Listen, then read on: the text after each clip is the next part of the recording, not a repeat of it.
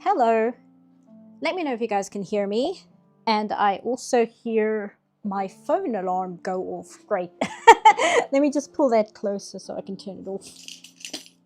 Yes, I hear you. Give me a sec. Oh. How's everybody doing? I saw Monster Slurpee has to run, so I just want to say hi to them before they go off. I think they said they have to go to work, but regardless, hello. And hello to Brian and Sketchy Sam and XKC, calling me a professional streamer always, and Adam Fishkin and Jim Jim. And I'm not sure who else is here. Hey, Sketchy Sam. Is this music loud enough? I can barely hear it. There we go. So how's everybody doing? We are doing a free stream. Hey, Arid. Which is not going to go as long as how I usually stream. Also, I figured to make the Patreon sponsored streams like a worthy tier to hit. That the free streams, we don't do an art request. I just kind of draw whatever I'm working on in the moment. So, at the moment, there I am. I've been working on this comic for, I don't know, maybe a week, maybe 2 weeks, on and off in between actually doing other stuff, like actual stuff, like my job that pays me, and watching Velma. I'm never ever gonna get this show behind me. I hate it so much. But in between watching Velma for what, the 6th time or whatever to write the script, I've been working on this Baldur's Gate 3 comic, and I've basically finished panel 1. I have to draw Gortash's father in the background here, but I've finished this panel because it's just going to be in silhouette. I've basically finished these 2 panels because they're also kind of in silhouette, and then I've got the detailed panel here, and I was busy drawing the hands here. This panel is basically done, and then the second half of the panel I'm still kind of like thumbnailing out. This panel is going to be really intensive to do, but that's what I figured I'd just focus on today. Maybe I'll do his father on stream today, because I think that might be a little bit more exciting than drawing a bunch of hands. Oh no, Seapath, brain rot put the target on your back for quite a while. Yeah. The thing is, right, I don't know whether I'm going to do the Halloween special. I probably will, because if I don't, it's going to hang over my head for the rest of eternity. However, I'm not going to do the Halloween special in this video, and I'm not going to do it next. I will probably leave it for like after the next video or something, just so I can have something else to talk about other than Velma, because I'm so sick of Velma, and because I was working unsupported file format. What the hell? What file format is this? It's a JPEG. What are you talking about? Weird. Anyway, so I'm just going to finish season 2, and then once I finished season 2, I'll talk about something else. I've been thinking of finally going back to the Disney retrospectives, because I think that'll actually be fun. Like, that'll be enjoyable to talk about. And I get to like talk about weird Disney lore or whatever, which I always really enjoy. Although, of course, I made the major mistake where I bought like a bunch of books about the Disney company as well as Walt Disney himself after I'd already talked about and published videos about that part of the Disney company's history, because I'm now smack dab. I'm going to start the Disney Renaissance, because the next movie to cover is The Little Mermaid, which I'm going to try my very best not to talk about it for like an hour or something. I'm really going to have to what's the word, like edit myself, I suppose. I found the easiest way to do that for somebody like me who tends to ramble a lot, even in text form, is to just kind of write the script first and then once the script is written, go back and then just literally take a machete to it and just remove anytime I say something more than once, or remove a paragraph if I've already kind of talked about this in an earlier or later part of the video, things like that. Like, that's what works best for me. And it doesn't result in like short videos, because my videos are always like over an hour long, but it does kind of help, instead of trying to be more concise while I'm writing, to just kind of write down my thoughts and then go in afterwards and edit them down, rather than try and like not say much right off the bat, right? Here's the Halloween special. It's bad. The thing is, the Halloween special might actually be the best part of Velma, as much as you could call it that. Like, the one thing I can say about the Halloween special is I think the Halloween special best represents what they were trying to do with Velma as a TV show. Like, to me, I feel like the Halloween special is the best, the most realized version of Velma as a TV show, and not just a vanity project by Mindy Kaling. The other thing that like really drives me crazy about writing Velma, like making videos, is I have to like look up things Mindy herself has said, because I try not to focus too much on the people behind a show. I'll mention them now and again, but I try and kind of keep those things separate. Like, when I was reviewing High Guardian Spice, I didn't even mention, what's her name? Kate. The Kate person who was like one of the lead writers, simply because she has made some horrendous posts online, like really nasty stuff. And every person that's worked with her has nothing but bad things to say about her. And from what I understand, she's been like blacklisted in Hollywood in terms of like writing. And she just seems like such a vindictive, nasty person. I just genuinely didn't want to talk about her, because there's nothing nice to say about her. And it's not fun, because she's just kind of a nasty person that's not fun to talk about. I would mention Ray Rodriguez, because he was like the major creative force behind the show, so it's impossible to ignore him. But I'm not going to sit there and like go in on every single writer.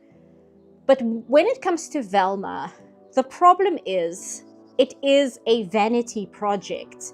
That's the only explanation I can think of as to why the show exists in the first place. It doesn't strike me that Mindy wanted to make a cartoon because she wanted to make a cartoon. She wanted to make a cartoon so that she could have a cartoon under her belt. Hey, Blazer of Stars. She made it so that she could be like, oh yes, I, Mindy Kaling, have made a cartoon. Like, that's why it exists. So her like weird opinions and things that she thinks is inherently in the show. But at the same time, she's not credited as one of the lead writers. She's not a writer on the show, but she is an executive producer, which means she could theoretically have had some hand in the creative process, but I don't know to what degree. So it's a difficult position to be in, where I don't want to really go in on Mindy Kaling, even though I don't think she's a great person just based on some of the things she said in public. But I also can't ignore her. So the best I can do is like bring up when she said something that like directly correlates to what I'm talking about specifically. I found a quote by her. Okay, I'm on live chat, I'm not on top chat. I saw a quote by her, which I'm going to include in the video because how can I not, where she said in an interview that she will often have her characters that she writes, like live action, she will often have them say what her opinions are about things, and then she'd hide behind them. Like that's a direct quote from her. Let me see if I can find it because I screenshotted it. So when she says things like that, and then her characters do horrible, horrible things, then how else am I supposed to interpret that, right? Like there, it's really, really unambiguous. It's not that part. Here we go. She said in this quote here, Here we go. So she's talking about like singing happy birthday and celebrating birthdays and things. She thinks they're silly, and so does Dr. Mindy Lahiri. Anybody can have a birthday, says Kaling. It requires nothing. Murderers have birthdays. It's the opposite of anything that I believe in, and I don't like at work where you stop everything to sing happy birthday to someone. I feel like that's for children, but if I banned birthdays from my new show, people would think I'm a monster. I can't do all those things I would maybe want to do.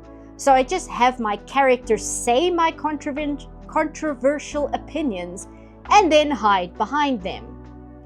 Like, that is an unambiguous thing as to how she writes or ad-libs her characters. Like it's in black. Well, it's in black and white text. It's right there. Like, and this thing is, I found it on some or other, like one of those like brainy quote websites, and I was like, okay, I need context for what she meant here. So I went up. I looked up the actual interview, and it was behind a paywall, and I had to use like nefarious schemes to get around the paywall. Here we go. So I saw this and I'm like, what did she mean by this? So then I got around the paywall to the article and I read the full context, and this is the full context. It's basically, she has really weird opinions about things. In this case, something that's relatively harmless, I suppose. But then she just says that the way that she goes about her characters is she just has them say things that she herself thinks, and then she hides behind them. So, again, what does that say about a character like Velma in that case, right? She just said that. She has said so many things. I posted this on Tumblr. I don't know if I even saved it because it drove me crazy. She has a quote where she says, I'll just go to my Tumblr and find it there because it's another thing that's just unbelievable. Where is she? Here we go. Copy image. Go here, paste. She said, girls like Spock because Spock's like, logically I should not feel love. And we're all, oh yes you will, you little hot Vulcan bastard. And I'm like, I don't think Mindy Kaling understands white girls like Spock, because this is not white girls / women. I don't know why she feels the need to specify girls. That's not why they like Spock, Mindy.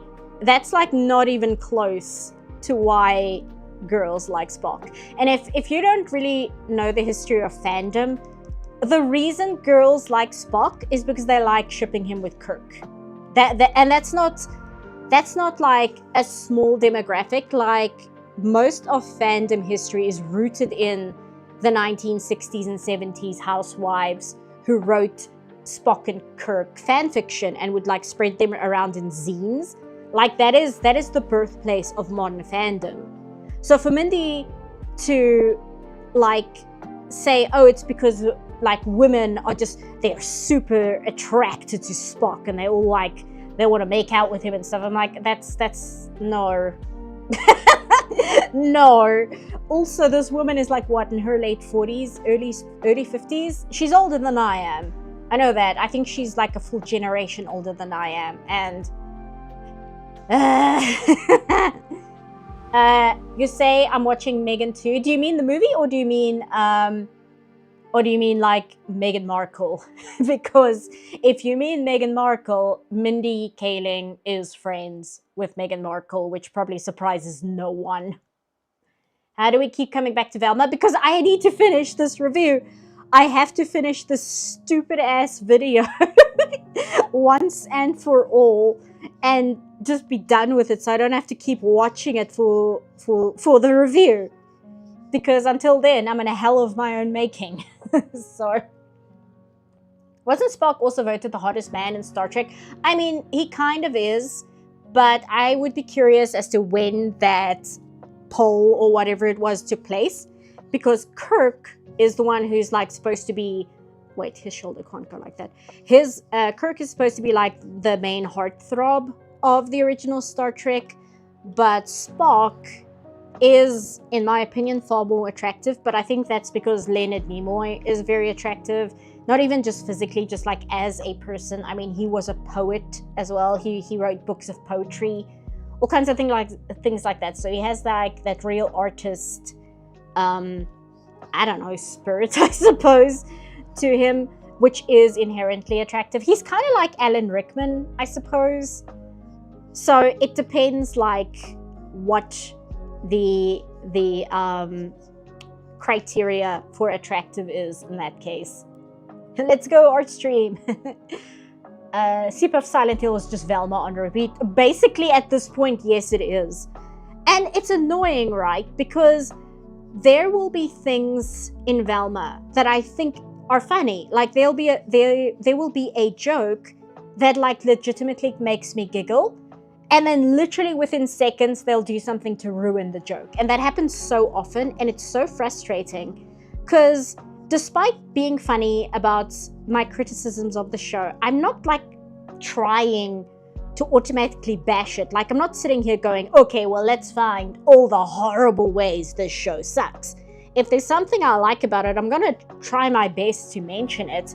It's just every single time it does something I like, it automatically, like, cancels it out by something horrendous happening directly afterwards. It's it's kind of amazing. And I think like Fred's character, right? I think Velma's version of Fred could be a character in another show that I quite enjoy. Like that character, as silly as he is, and even though he has his moments of also just being terrible, if you put that version of Fred in a different cartoon, I feel like he could be a character that's really enjoyable, because most of the jokes that tend to work in the show come from Fred. And that was something that was present in the first season. That's something that continues in the second season. He probably has the best joke in the entire show, which I showed in my season 1 review, where they're talking about his mother being a ghost. And Fred says, "Mother, if you're there, give us a sign." And then nothing happens. And then Fred goes, "It is her. She's ignoring me." That's such a good joke. It really deserves a better show to be in, because that's legitimately hilarious to me. But yes, my point is, I don't want to just hate on the show because it's a show that you're supposed to hate, right? I'm not that kind of person. If a show is super popular and I don't like it, I'm going to say it. Evidenced by me saying on live stream that I don't think Howl's Moving Castle is a very good movie. But it really is a show where whatever kudos you give it, it immediately finds a way to, like, cancels out. It's really amazing. But I want to be done with it so I can talk about The Little Mermaid or Daikon 4, which is forever in the back of my brain, just because I'm always thinking about Daikon 4 to some degree. And there's a bunch of other stuff I want to talk about. I might at some point, I think it's ending soon, and I do want to make a video on the Amazing Digital Circus, even though I tend to not really cover indie shows. But since it has a Netflix release, I feel it might be fair ground. I haven't watched any of it yet, but I have a friend who's a really big fan of it, and she is endlessly annoyed at the fan base, not just because of their fan base nonsense, but because she says that so many people seem to completely not get the show, if that makes sense. And it's not like, oh, they're stupid, they don't get it. It's just, she's like, the show isn't that complicated, and yet it's so weird to her how so many people don't seem to understand what's going on in it, or the fact that it's supposed to be a psychological horror. And I'm like, maybe this is a show I should look into and make a video on, and just kind of lay out once the whole thing is finished. And I can watch it from one point to the other and talk about it, because I really like psychological horror. I'm a big fan of it. Also, I see Brian's tagging me. I rewatched Castle in the Sky for the first time in years. It's a much darker movie than I remember, and it's really gripping from start to finish. Clearly the better Ghibli Castle movie. Well, you know that's my favorite one, so you know my answer is going to be super biased that yes, it's the best Ghibli movie. It might not be. I think it's just the one that appeals to me most personally. But yeah, so The Amazing Digital Circus is one I'm thinking about simply because apparently there's a lot to talk about in terms of like people understanding it as a movie, as a show, and like what it's trying to say. Because my friend was saying apparently one of the episodes is quite dark, and when it released, a lot of people, specifically fans in the fandom, I would say, complained because the psychological horror show was psychological and horrific, and they had like a major issue with this and things like that. Apparently the newest drama, because I had to ask her because I saw people on Tumblr talking about it, the newest drama is somebody asked Gooseworks on a Reddit AMA who the main characters of the show are in her opinion, and she said, oh well, it's Jax and Pomni. And apparently people freaked out about this because she didn't say Ragatha. And people were like losing their minds. And they're like, how dare you say that the two main characters are the two main characters? How dare you not say that my favorite character is the one that's the main character? It's like really weird behavior. It's very, very strange. And I won't lie, that does pique my interest because I'm like, what about this show is causing this? And not in like the show being bad, but like, what is it that's like drawing this specific crowd? What are they not understanding? And what is the psychological horror aspect of it? Because again, I like psychological horror. I really, really enjoy it. I like horror in general, but psychological horror tends to be my favorite. So I feel there's a lot of there I can really talk about. And so even though it's an indie show, which I try not to talk about because I feel it's not fair to hold an indie show to the same standards I would a big budget, not big budget, but a big studio show, I feel that there might be enough to talk about that there, just to kind of delve into it from what I've heard. But I haven't watched it yet because I tend to wait until things are out completely before I watch them, because that has saved my ass so many times. Hey Dana, I'm talking about you. No, I'm talking about The Amazing Digital Circus and possibly doing a video about it because the fan base is weird. And it kind of sounds like what happened with High Guardian Spice, but not in terms of like a fan base. It sounds like the hate that High Guardian Spice got when it came out, where nobody was talking about the show itself, and they were just talking about why it's bad, talking about like everything surrounding it. That kind of gives me, like, The Amazing Digital Circus gives me this similar vibe, where the show itself is it's a product, and then you have like its fan base rotating around it and like talking about a show that doesn't actually exist. They like talking about a show that exists in their heads, and then they get super angry when the actual show does not match the show that they have in their heads. And then they start fighting and arguing with each other and the creator on social media platforms. And I won't lie, that again, that's rather interesting to me because I'm like, what is causing this behavior? What about the show is attracting people like this? And why is it getting twisted so badly out of shape? Like, that really intrigues me. I can't help it. The Amazing Digital Circus is really good. Looking forward to episode 8 when it drops sometimes this March. I hope that the creator doesn't get discouraged from the fan discourse.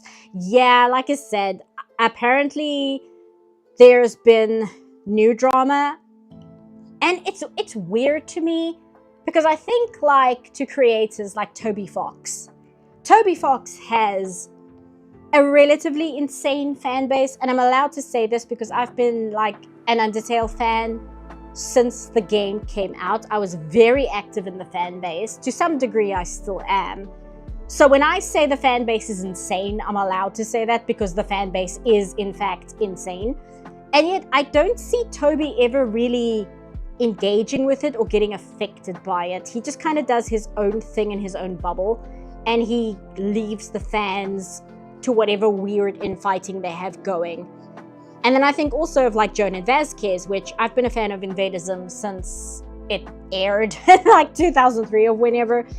And Jonan's way of handling his fans is always, if you ask him anything about the show, he will answer it specifically in a way that will upset you and make you angry just to spite you.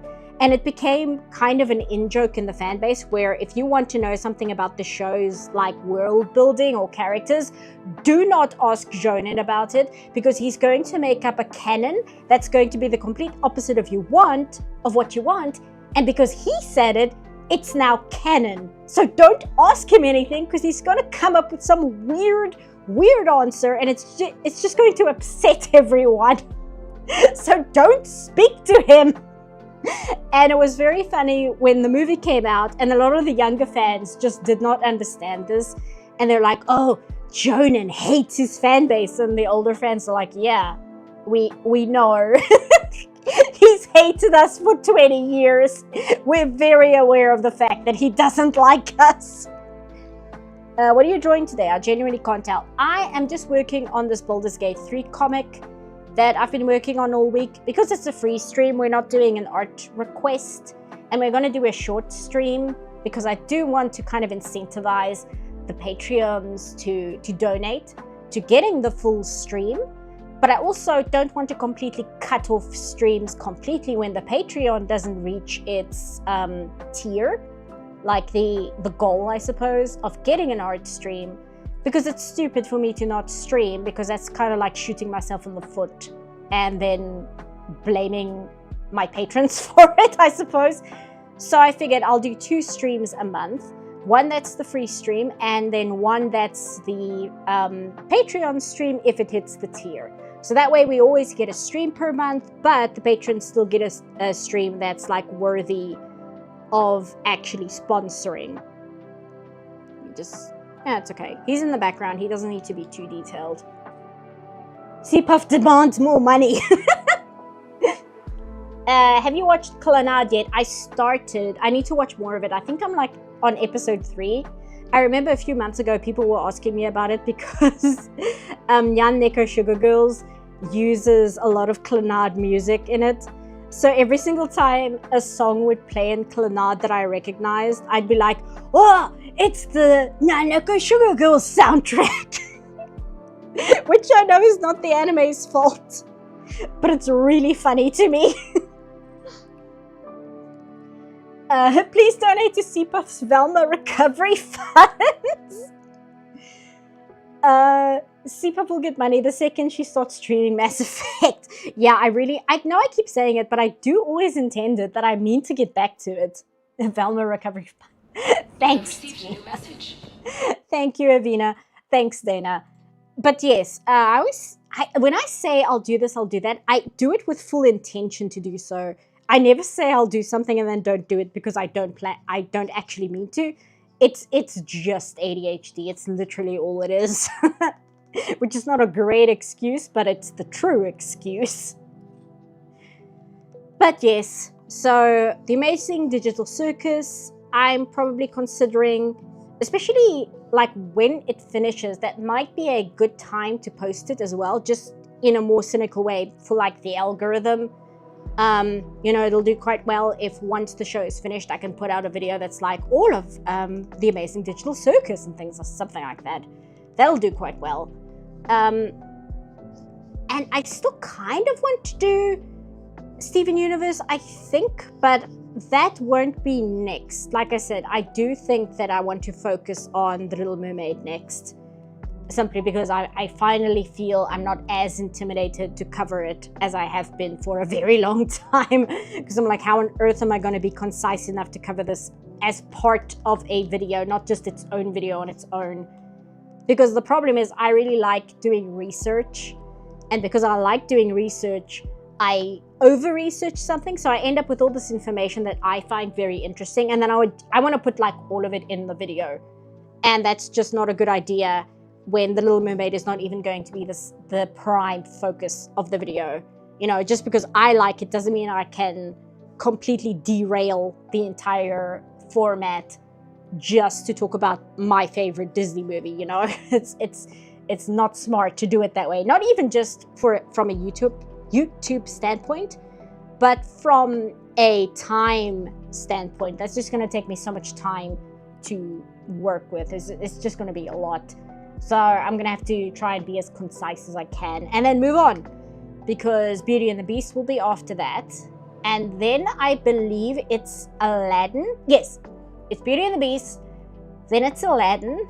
Then it's The Lion King, which is another one I'm going to have to try my best to be concise about. Not because it's my favorite Disney movie, but simply because there's going to be so much to talk about because of how impactful that film was. And after that, Pocahontas, and I think Hunchback of Notre Dame is after that one. That one I won't have too much to say about in terms of like The Little Mermaid or The Lion King, but I do think it's one of the more interesting Disney movies because in some ways it's the best Disney movie, and in other ways it's a real disappointment, which is quite interesting that it ended up in the condition it is. And I think there's a very interesting discussion one can have about adaptation. But at least like with The Hunchback of Notre Dame, Lindsay Ellis already made a video about The Hunchback of Notre Dame, and it's actually one of her very good videos. I tend to find Lindsay Ellis very hit and miss, but that's like legitimately like one of the best videos she's done is the one on The Hunchback of Notre Dame. So I also don't feel as obligated to say like a million things about it. Have you seen Goat yet? No. There are so many movies out at the moment that I want to go see. And the problem is the movie theater is in the next town over. So I have to drive 40 minutes on the highway just to get to the movie theater, which, you know, petrol prices. Petrol prices. So I kind of have to be strategic with what movies I actually invest in seeing. The last movie I saw in theaters was The Two Towers. And get this, right? I was visiting my dad and I saw The Fellowship of the Ring had just been in theaters and I missed it. So I'm like, okay, that's fine. I'll go see The Two Towers and Return of the King in theaters because those are coming up. So then I set the date. Okay, today I'm going to go watch The Two Towers. And I go and I buy the ticket, and my mom takes me because she had some things to do in the town. And my mom says to me, "Are you aware that this is a 3-hour movie?" And I'm like, "Oh no, that's the extended cut. This is going to be the theatrical cut. It's not going to be that long." And she goes, "No, on the movie ticket, it says it's going to be 3 hours." And there I find out that I'm about to sit in the movie theater for 3 hours and 17 minutes watching one movie. And so I did. And it was amazing. But holy crap, that's a long, long time to sit in a movie theater. No intermission, by the way. I don't know why, because like I will sometimes watch a long movie, like RRR is one of my favorite movies ever. That's like a 3-hour movie. That has an intermission in the middle of it. And the extended cut of Lord of the Rings, like on DVD, they've got intermissions in them. Why the hell does the big theatrical release of the extended edition not have an intermission in the middle of it? Like, what's that about? So yeah, I just sat there for 3 hours and 17 minutes watching one movie. And it almost killed me. And I'm going to go back and do it to Return of the King, which I think is 4 hours. I think it's 4 hours and 7 minutes or something like that. So that's going to be fun. I'll probably go earlier in the day or something because holy crap. But my point is, so I want to go see Return of the King. I want to go see Project Hail Mary, which I'm quite excited for. I really hope it's good. It's not going to be directed by Ridley Scott, so I'm not expecting it to be like The Martian, which is it's also a movie that's like on my top 10 list for best movies ever, or favorite movies ever rather, not best. So I really hope Project Hail Mary is going to be good. There is going to be, what else? Goat is also on there, but it's not like high on the list. Let me see. Here we go. So Return of the King, Formula One or F1 is having a theater-like rerun because of the Oscar hype. Sinners is getting a rerun because of Oscar hype, so I want to see both of those. And and Project Hail Mary. So I need to go drive to the next town over just for those 4 movies on their own. And I'm not going to watch more than a movie in a day because that's immoral.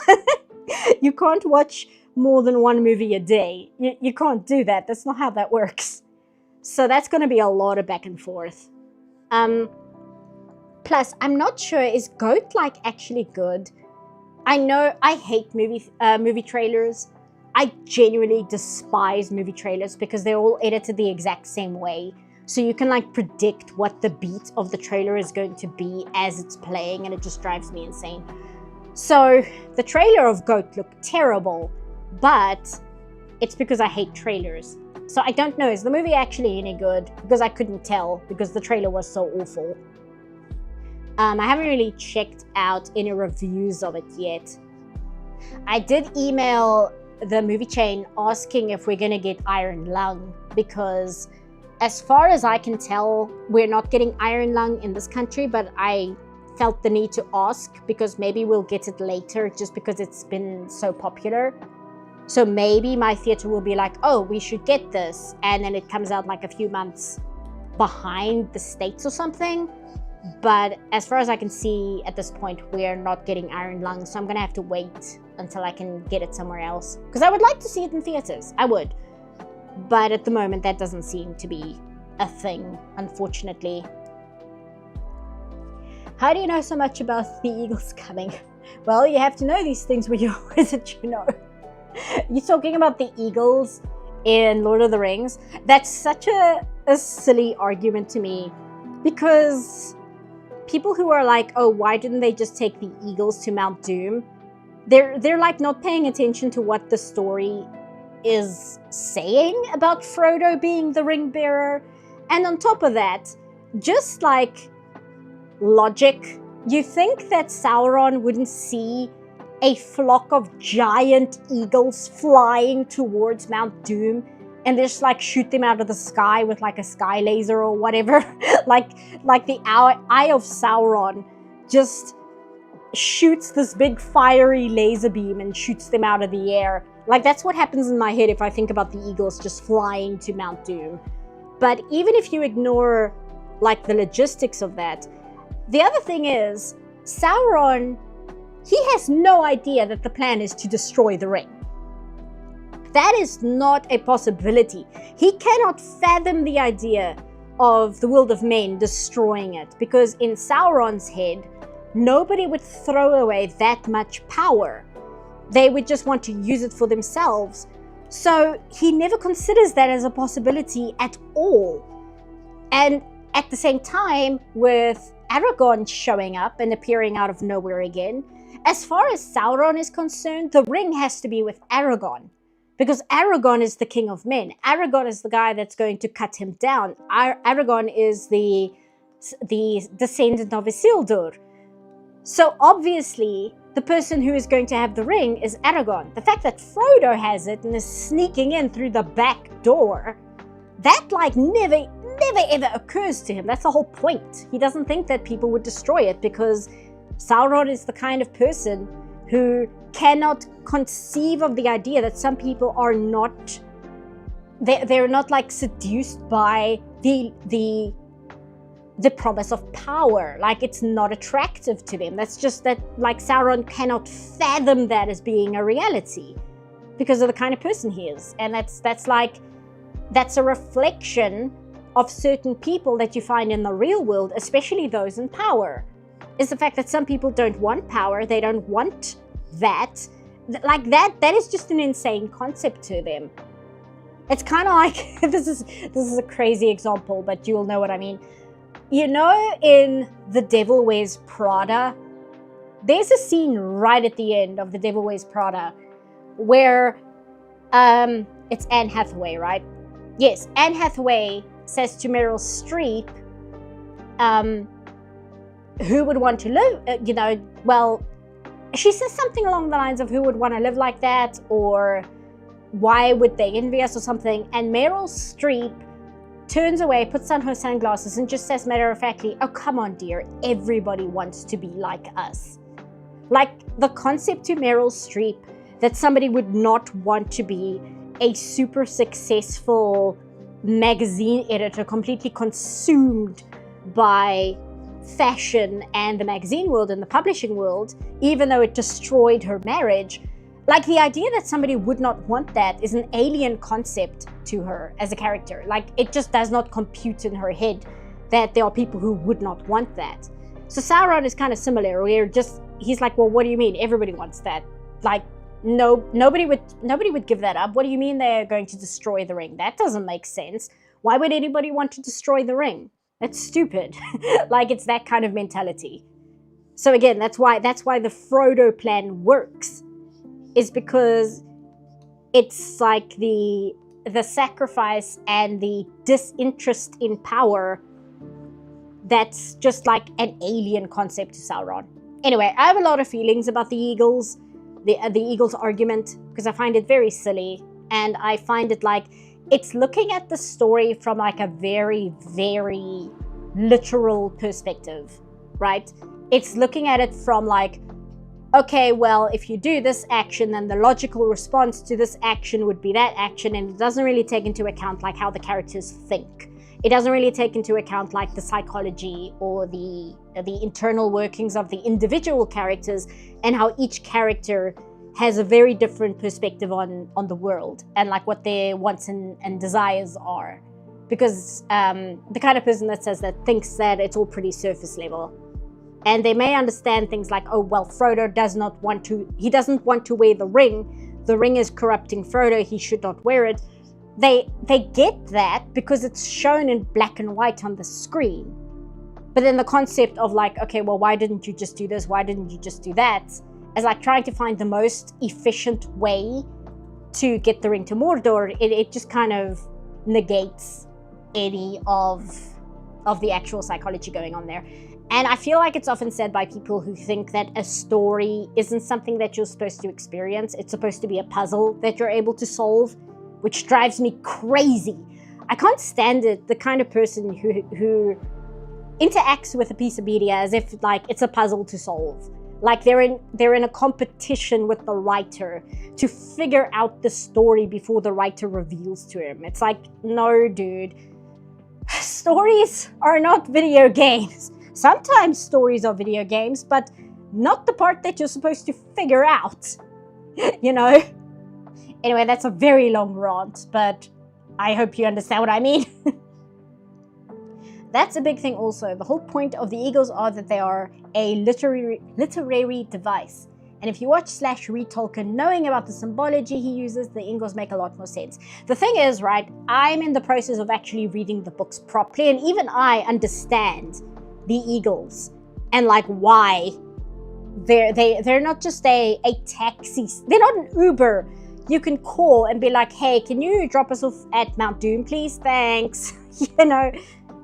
Okay, he's finally there. His head is kind of big, so I'm gonna have to shrink this down.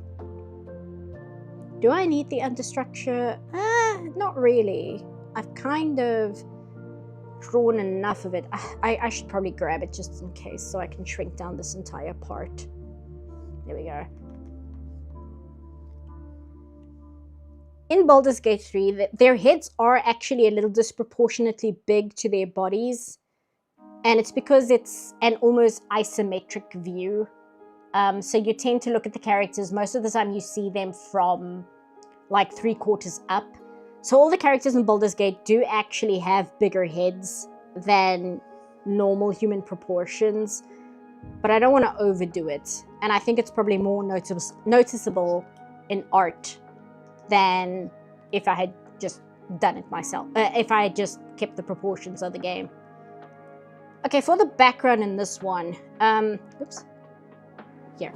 This is going to be the background, but I'm not going to trace over it directly. Usually what I do for backgrounds in comics like this is I tend to just loosely suggest them. Let me grab an example. Here we go. So in this picture, you can see this takes place at camp, but I didn't like put an effort to draw perspective lines and like properly draw out the barrels and the carpet and the tent and the torches. I didn't really pay much attention to the rocks or the waterfall or the bushes. I basically just threw it down as very rough painterly work and then blurred it. And it's just because if I try to do like proper backgrounds for every single panel when I'm drawing just a comic, it would take me so long and I would never finish anything. Because with this one, I actually made the mistake of inking the characters instead of just cleaning up the pencil lines and using those instead. And as a result, this comic took so long. This is just one panel.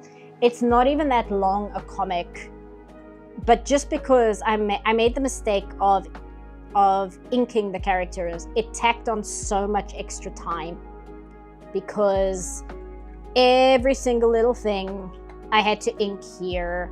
This panel was obviously okay. And it's so much work for what is essentially kind of a shit post. So when it comes to backgrounds, I tend to just fudge them.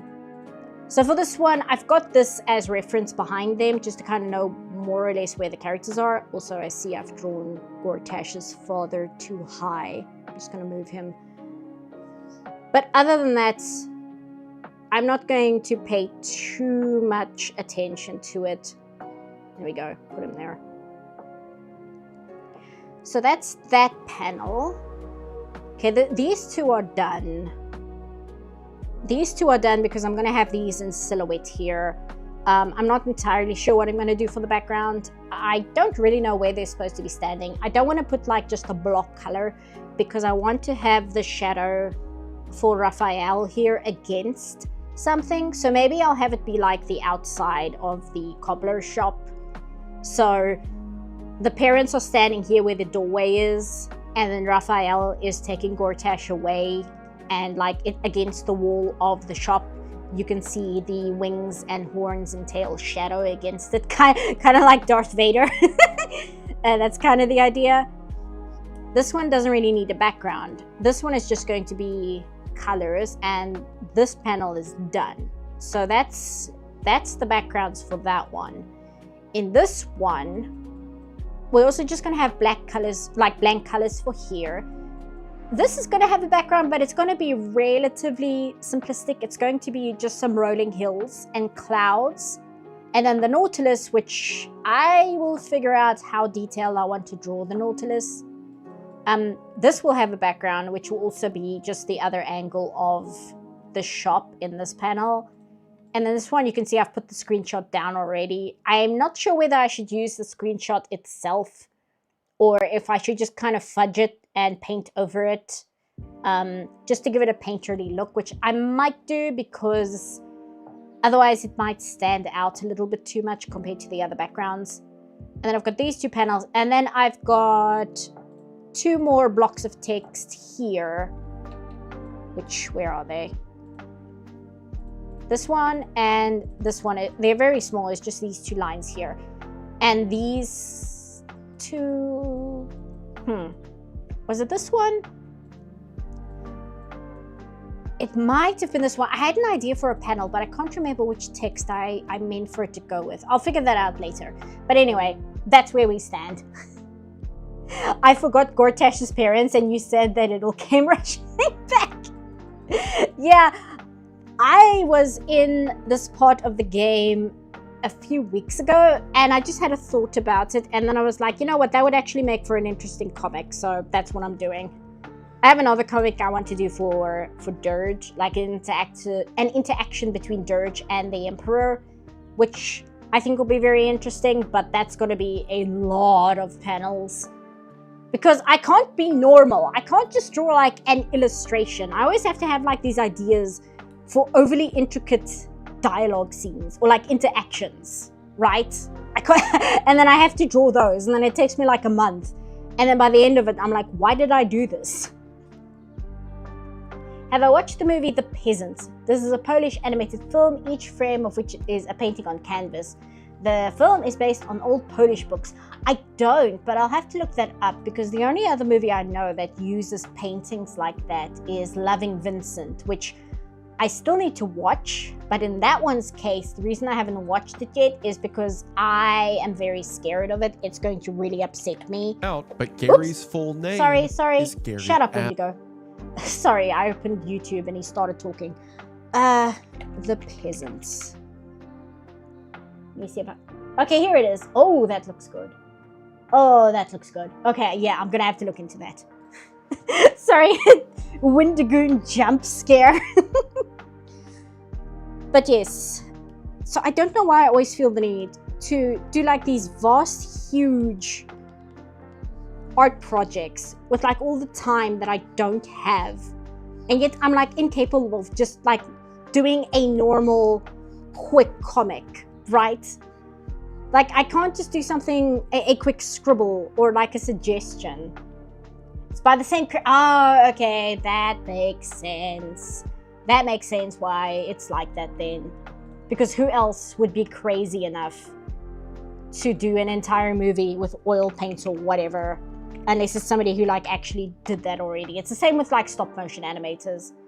I don't know why anyone would be a stop motion animator. It's just a miserable experience. It's legitimately one of those built different kind of things.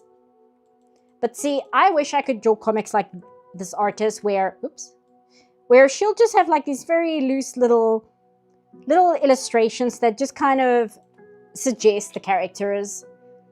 And then when I do it, I like end up with all, okay, I traced him just because he's going to be blurred, so it doesn't really matter.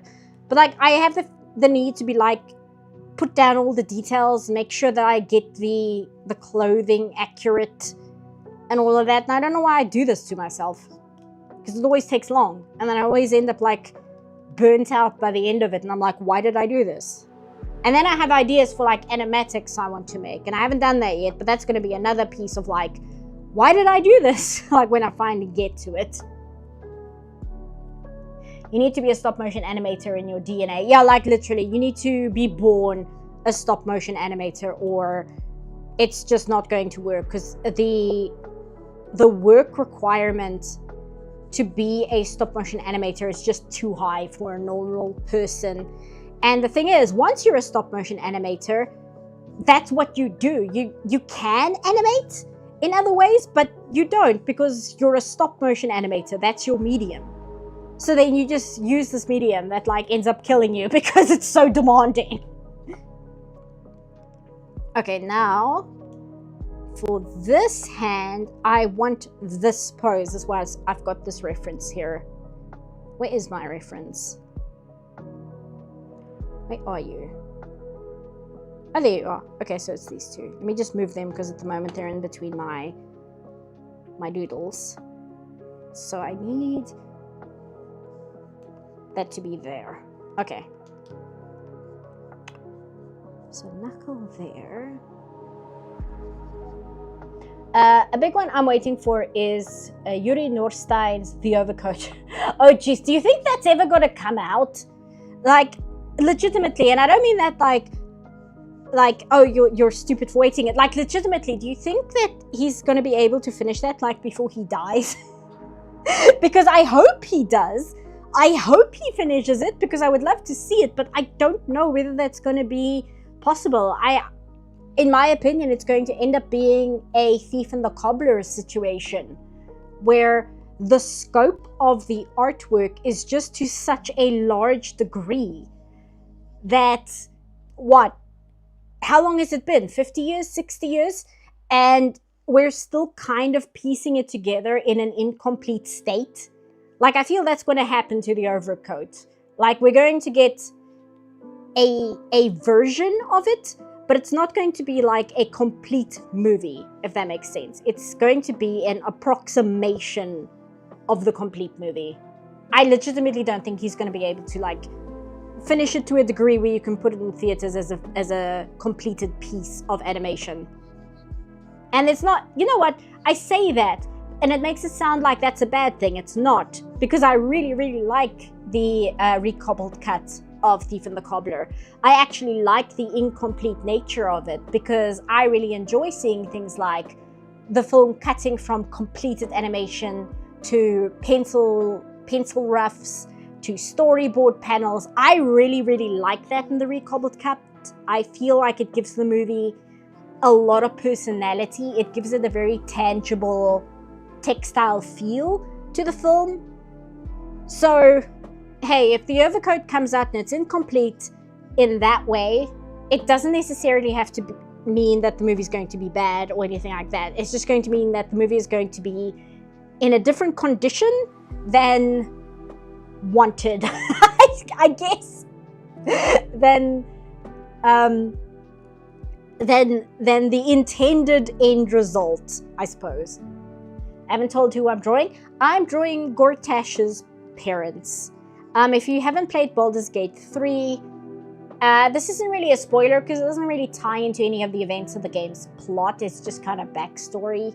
The backstory for Gortash, who's the main bad guy in the game, sorry.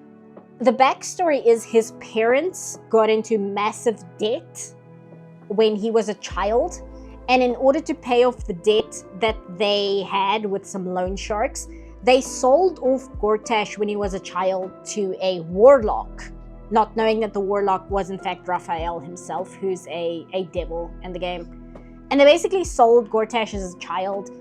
And now that Gortash is an adult and he's the main bad guy, what he's done is he basically put a tadpole in their heads to turn them into mindless puppets.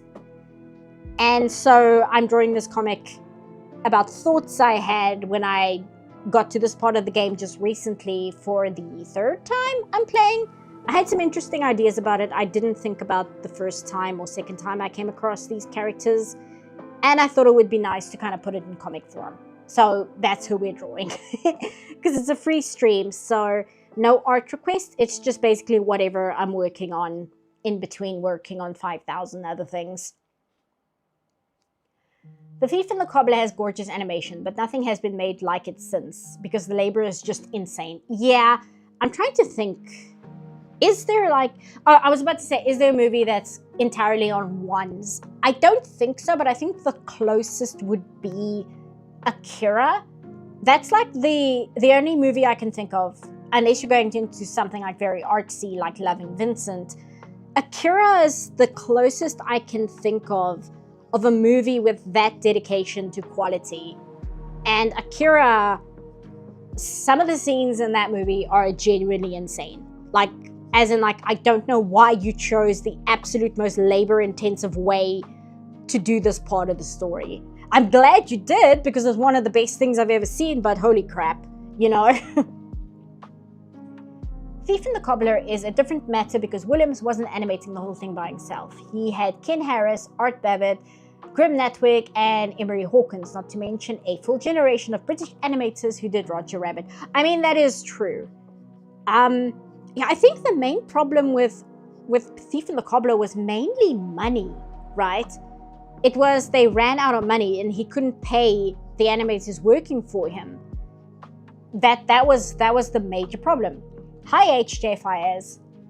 So that's kind of why that didn't get made. But the thing with the Overcoat is it's only 2 people making it. It's, what's the man's name? You just said it.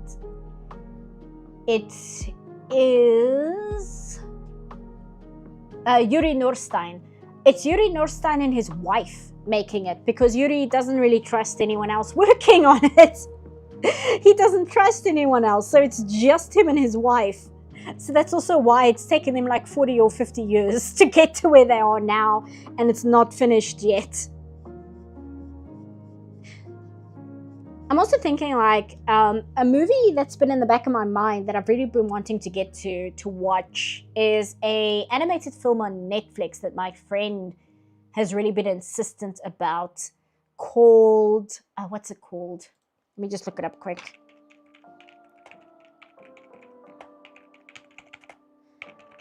Animated movie, The Summit of the Gods. My friend speaks extremely highly of The Summit of the Gods. So that is what I've been thinking of more and more these days, and like, oh geez, I really need to get that. I really need to actually sit down and watch that movie.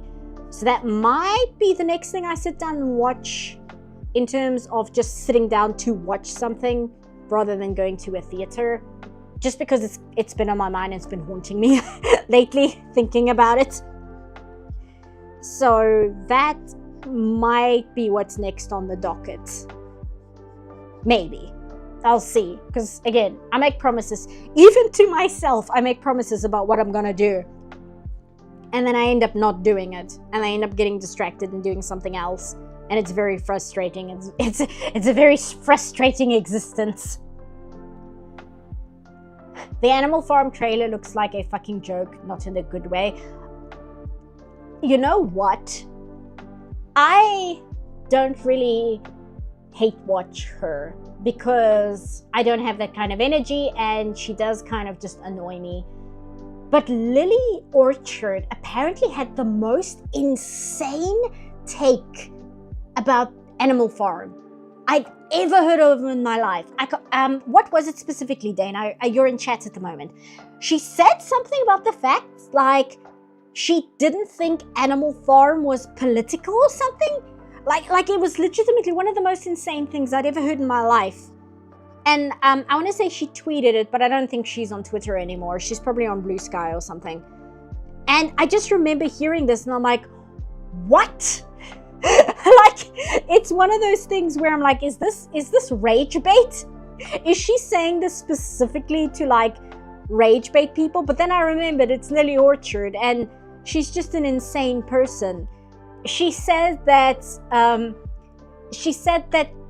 Japanese people using honorifics when they talk to each other is stupid and they should stop doing it because you don't have to do that in English.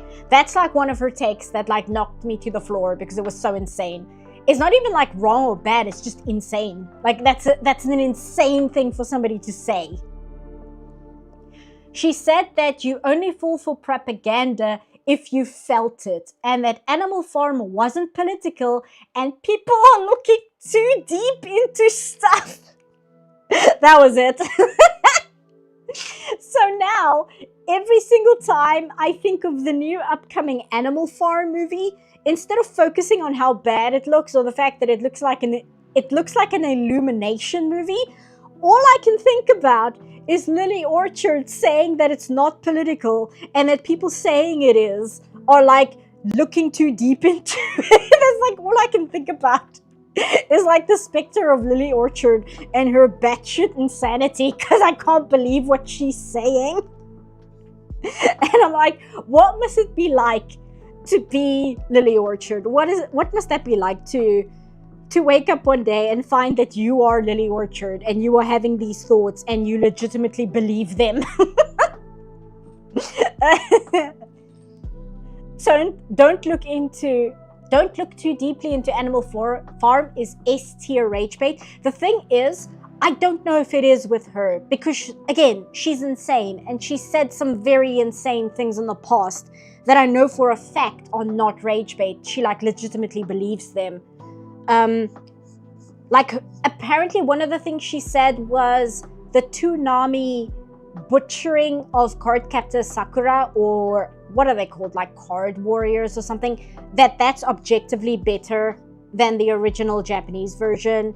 She said that the Japanese language having honorifics is stupid and they should stop using them because you don't need them in English. And then there's just like stuff that I fundamentally disagree with, where she said like, oh, people who draw ship art of Invadism and Dib together are like inherently predators because Dib is a child. Like, that's just something I disagree with, but I can understand if somebody wants to try and argue that point. I disagree with it and I don't think it's true, but I can understand how somebody would end up in that opinion. But to say things like Animal Farm is not political, that people are just looking too deeply into things, that's just insane. Like, there's no other word for it. That is just objectively an insane thing to say. And like the honorifics thing, that's another thing that I just find objectively insane. I'm like, what do you mean? The language that isn't English functions in a way that's different from English, and you have a problem with this. And then I was like, well, is she a monoglot? Is English the only language that she speaks, that she thinks this way? But then I remembered she's like Canadian or something, so doesn't she speak French as well? Like, again, trying to figure out how some people's heads work.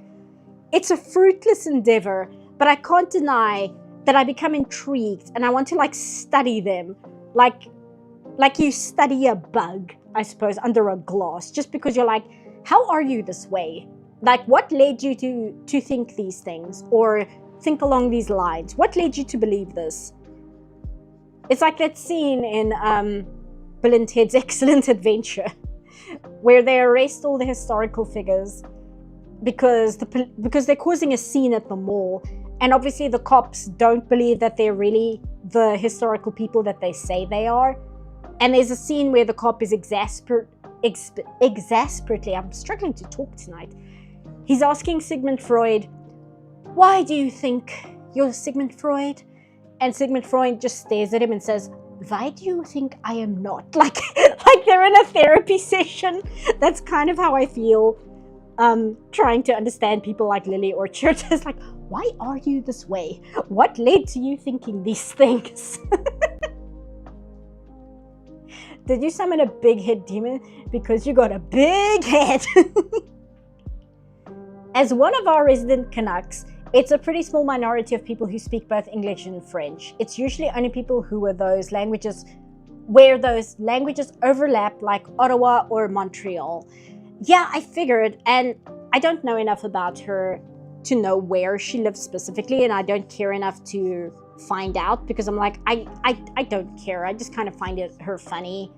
I don't care about her enough to like look her up and things like that. I'll listen to people make jokes about her bad takes, but that's about it.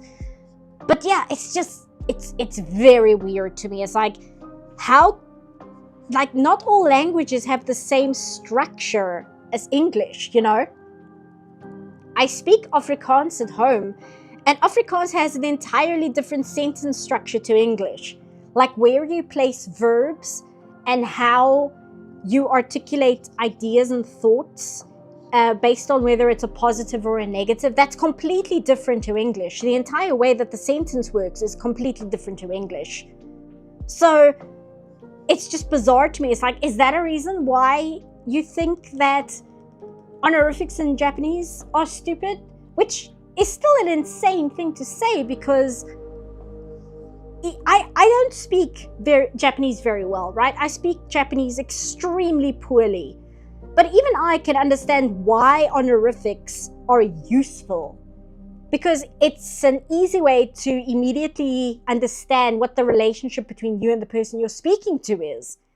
It's a sign of respect. It just makes sense. So I don't understand.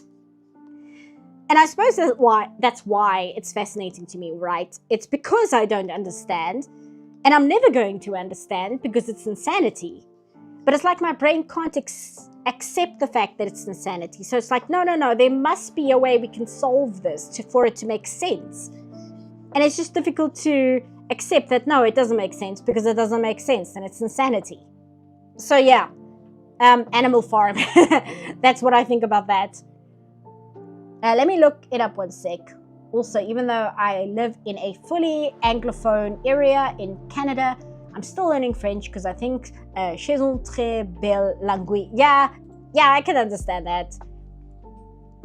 I speak both English and Canadian.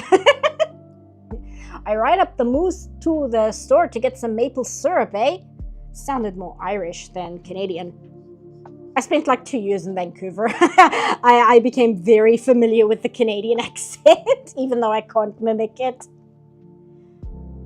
What else? What else did I miss? Yeah, bruh, you were telling a whole freaking nation that their entire language is stupid. Haven't heard that level of cope since what's her name from Oi Primos. I'm not familiar with that, but yeah, that one, like, that's not even arrogance. That's just pure insanity. Like, I can't even call that, oh, you're so arrogant because you speak English. It's like, no, that's not arrogance. That's something else. That's something completely different. I don't know what it is, but I first learned French 15 years ago. I travel to Quebec multiple times every year, but still don't know enough French to have a casual conversation. Yeah, it's basically me with Japanese, I suppose. I've been learning it on and off for 10 years now. I had a tutor for a while, but my Japanese is below like test level, I suppose is the word. Like, I can't speak it well enough to watch anime and completely understand what's being said. Let me put it that way. Oh, so let me just make sure I'm drawing the right side of the hand here. This is the outside. Yes, that's correct. Okay, I might have to make this hand bigger though, because I'm thinking this is the mother because she's up here like this. And this is the father, so his hands will probably need to be a bit bigger than hers. In fact, I might want to move him down a bit already. Make him bigger. And there we go. Do it like that.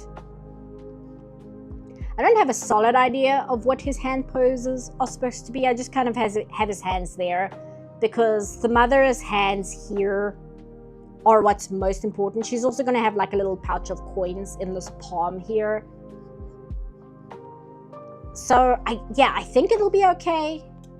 Yeah, I think it'll be fine actually, because if I make the emphasis on this coin and like really make this piece of gold here the main focus of the panel, then it won't matter too much if his hands aren't super clear into what they're supposed to be doing, because the money is the point of the panel. Long story short, the Oi Primos lady, someone called the dialogue out for being improper Spanish.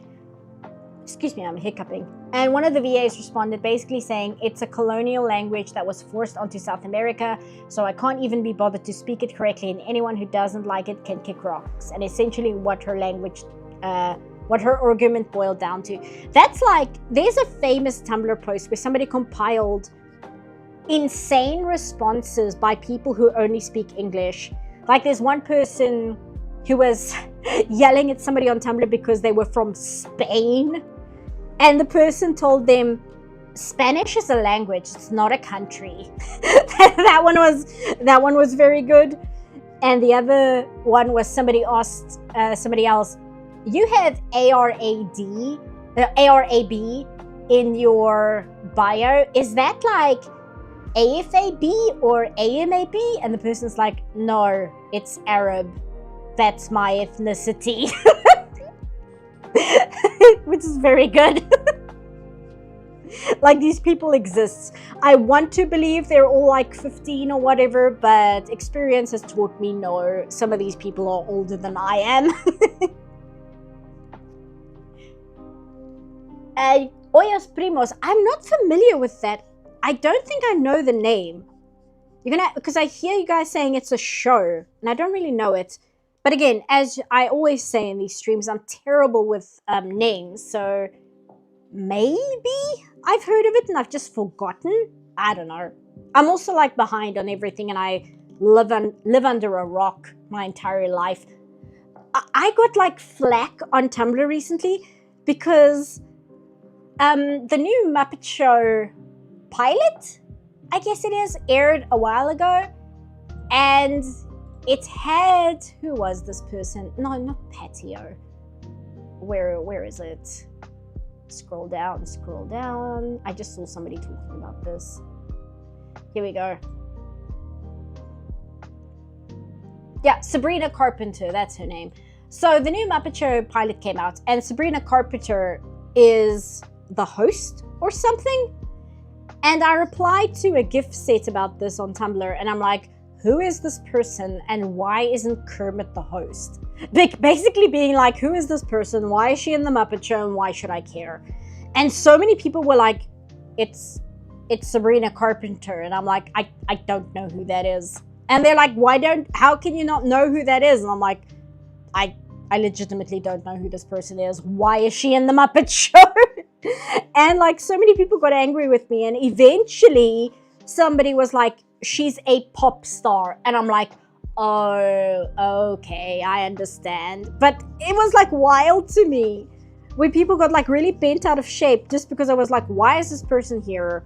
Why should I care? Who is she? Where is Kermit? What is this?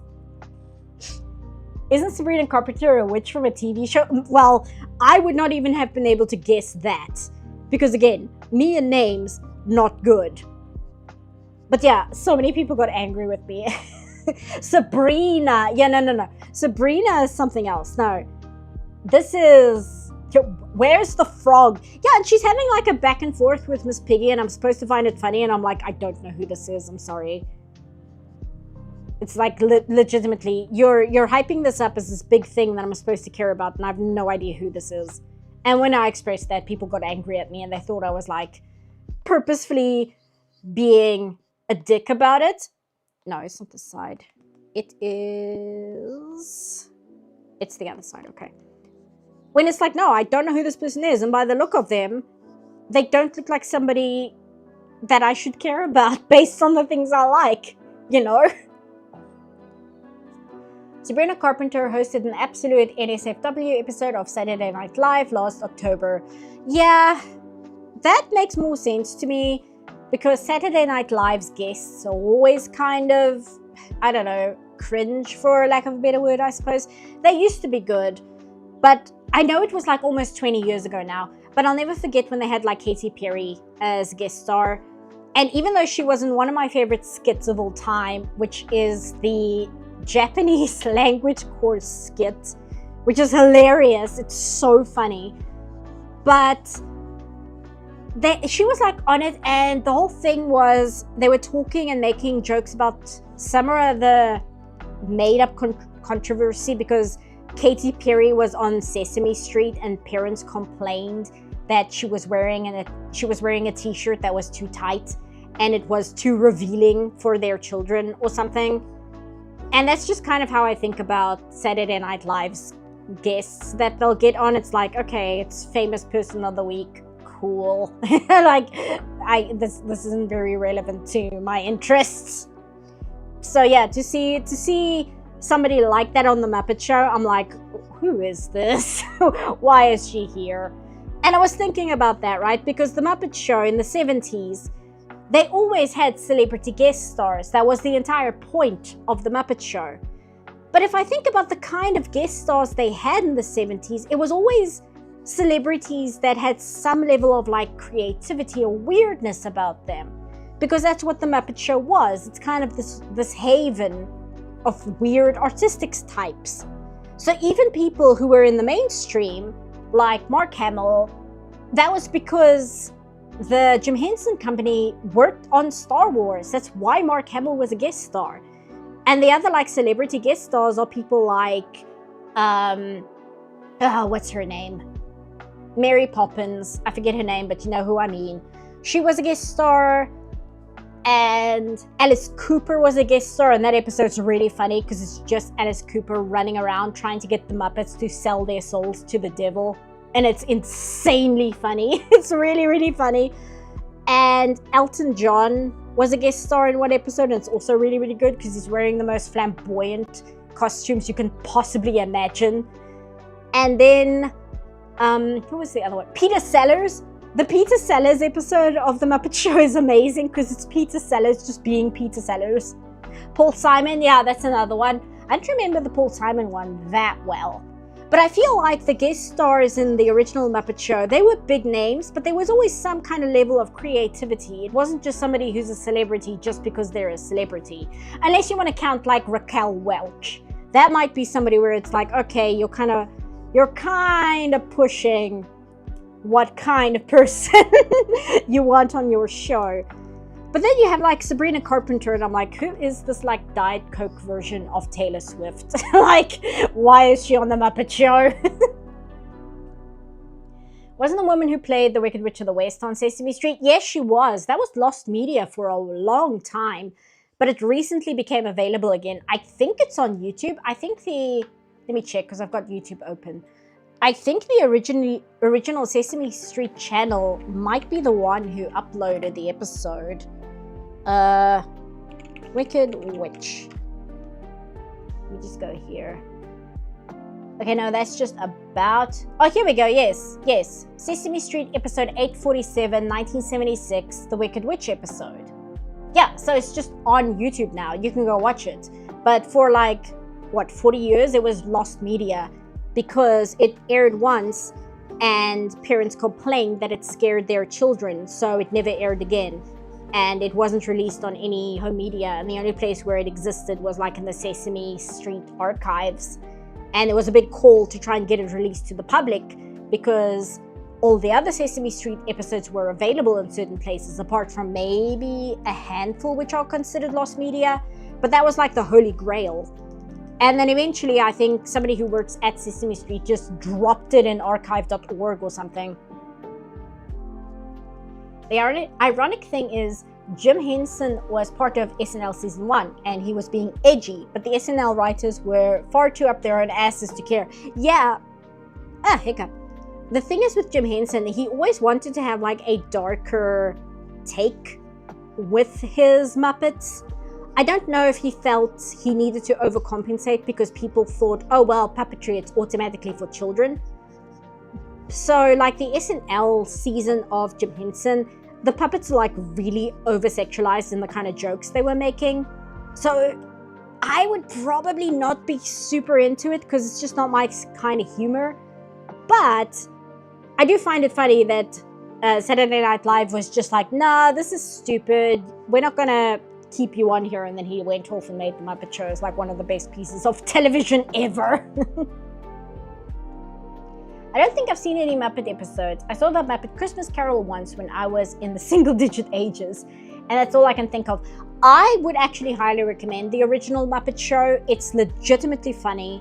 Some of it is kind of dad humor, but again, 70s. You kind of overlook that because 70s. The first Muppet movie, just called The Muppet Movie, still holds up. It's really, really good. I really liked the second Muppet movie, The Great Muppet Caper, but I know a lot of people feel that's one of the weaker ones. But I would suggest The Muppet Movie or The Great Muppet Caper or Muppet Christmas Carol is always a good option. And Muppet Treasure Island, which I feel more people should watch Muppet Treasure Island if they haven't yet. I feel that was a big Muppet movie, but it's kind of been eclipsed by the popularity of Muppet Christmas Carol. But that's really one worth watching. It's legitimately funny. It's really, really good. And it's got Tim Curry playing Long John Silver, and it's amazing. I mean, I guess you could say that even if it wasn't with the Muppets, he did a decent job with darker films like Dark Crystal or Labyrinth. Yeah, and I haven't watched it yet, but I do want to watch The Storyteller, because I do, from what I've understood, The Storyteller is a little bit darker than some of his other projects. Although I do really like The Dark Crystal. I need to watch the TV show still. I don't know if I want to, because I don't know if I'll feel it holds up compared to the original movie. But I really like the Dark Crystal movie. That was one where they aired it on TV when I was a little kid. And I recorded it onto VHS off the TV. And I would rewatch it a bunch of times. It's really, really good. You'd think The Labyrinth would be the one they'd air on TV. But I only watched The Labyrinth way later when I was much older. So The Dark Crystal was kind of my big Jim Henson movie. That and the Muppet Christmas Carol, The Great Muppet Caper, and Muppet Treasure Island. Those were the ones we had on VHS, recorded off of TV. And I would just rewatch those over and over again. I binged it all on a whim. It's so good. Do you mean the TV show? Because yes. Oh, Storyteller. Is it good? Because yeah, I think it's online as well. I think that's another one that the Jim Henson Company just dropped it on YouTube. Jim Henson, The Storyteller. Let's see. Oh yeah, here it is. Yeah. It's just on YouTube. I can just watch it. Well, I mean, I could find it in other places too, but I mean, it's just so easy when it's on YouTube because I just need to pull up a video and watch. I don't need to go hunting for it on some obscure website somewhere. I don't understand how Muppet Treasure Island is one of the lower rated Muppet movies on review sites when it's actually really good. That doesn't make sense to me either, especially when there are way worse Muppet movies. I don't think The Muppet Wizard of Oz is very good. I've not watched it, but I haven't heard very favorable things about it, which sucks because I do actually own a production jacket for Muppet Wizard of Oz, although I have to do some mending on it because it's in a little rough shape. But I heard that one's not great, but that one is kind of eh. The new Muppet movie, the 2011, I think is when it came out. That one's not bad, but I wouldn't say it's as good as Muppet Treasure Island. And that's not just nostalgia talking. Like, just from a filmmaking standpoint, Muppet Treasure Island is just a better made movie. It's got my man, what's his name? Billy Connolly. It's got Billy Connolly in a small role. He plays Ben? It's Ben, right? The guy who comes and warns them, don't trust the one-legged man. In Treasure Planet, he's the guy who shows up, he warns them about the cyborg and then dies. Like, Billy Connolly plays that character in Muppet Treasure Island. The only Muppet movie that I watched was the one where Gonzo was an alien. That is not a good Muppet movie. There are things I like about it, but those things are not what would make it a good movie. I am quite charmed by the idea of the Muppets living in this big house together, and the fact that Kermit is perpetually trying to control the chaos and nobody listens to him. But then the second, like, actual serious shit starts happening, literally everyone turns to Kermit to tell them what to do. He's like the leader that nobody respects, but when shit hits the fan, he's the guy that they all look to and they're like, Kermit, what are we gonna do? And the Muppet Show is kind of like that too, the original one. It's also this feeling of like Kermit is trying his best to run a show here with a bunch of weirdos and nobody listens to him. But then when something goes bad, he's the first person they turn to and they're like, Kermit, what do we do? That's kind of Muppets from Space. But Muppets from Space is not a good Muppet movie. It's actually kind of bad. And apparently the voice actor for Gonzo hates that movie with a burning, fiery passion, because the idea of saying, oh, Gonzo is an alien, like explaining what Gonzo is such a heinous misunderstanding of that character. It's like, why would you do this? Why would you explain Gonzo? Gonzo is a character where by his very nature, he should not be explained. He's not a character you should explain. He's not a character that you should be able to figure out. And saying, oh, he's an alien, oh, that makes sense why he's so weird, it just kind of kills the entire thing. And from what I understand, that was not even the original idea for the movie. Originally, the aliens were going to come down, and it turns out they're not related to Gonzo at all. And it's just a giant misunderstanding. But then they didn't go with that, and they made it canon. And it just kind of... It was not good. It was not good. Oh, Billy Bones, thank you. I was getting confused because I'm thinking of like Ben Kenobi, and I'm like, it's not Ben, is it? But yeah, Billy Bones. He's played by Billy Connolly in The Muppet Treasure Island. And it's amazing because I love Billy Connolly. I really, really, really enjoy his sense of humor just as a person. I've been reading his autobiography. It's very good. Highly recommend. It's a little difficult to read in places, not only because when he's talking about his early childhood, he jumps around a lot in how he talks, because he wrote it the way he talks, which is very much the way I do, which is he'll get sidetracked with a completely different story and he'll follow that line of thought to its end, and then he will return back to his original point that he was making earlier. And that's kind of how the book is written while he's talking about his early childhood.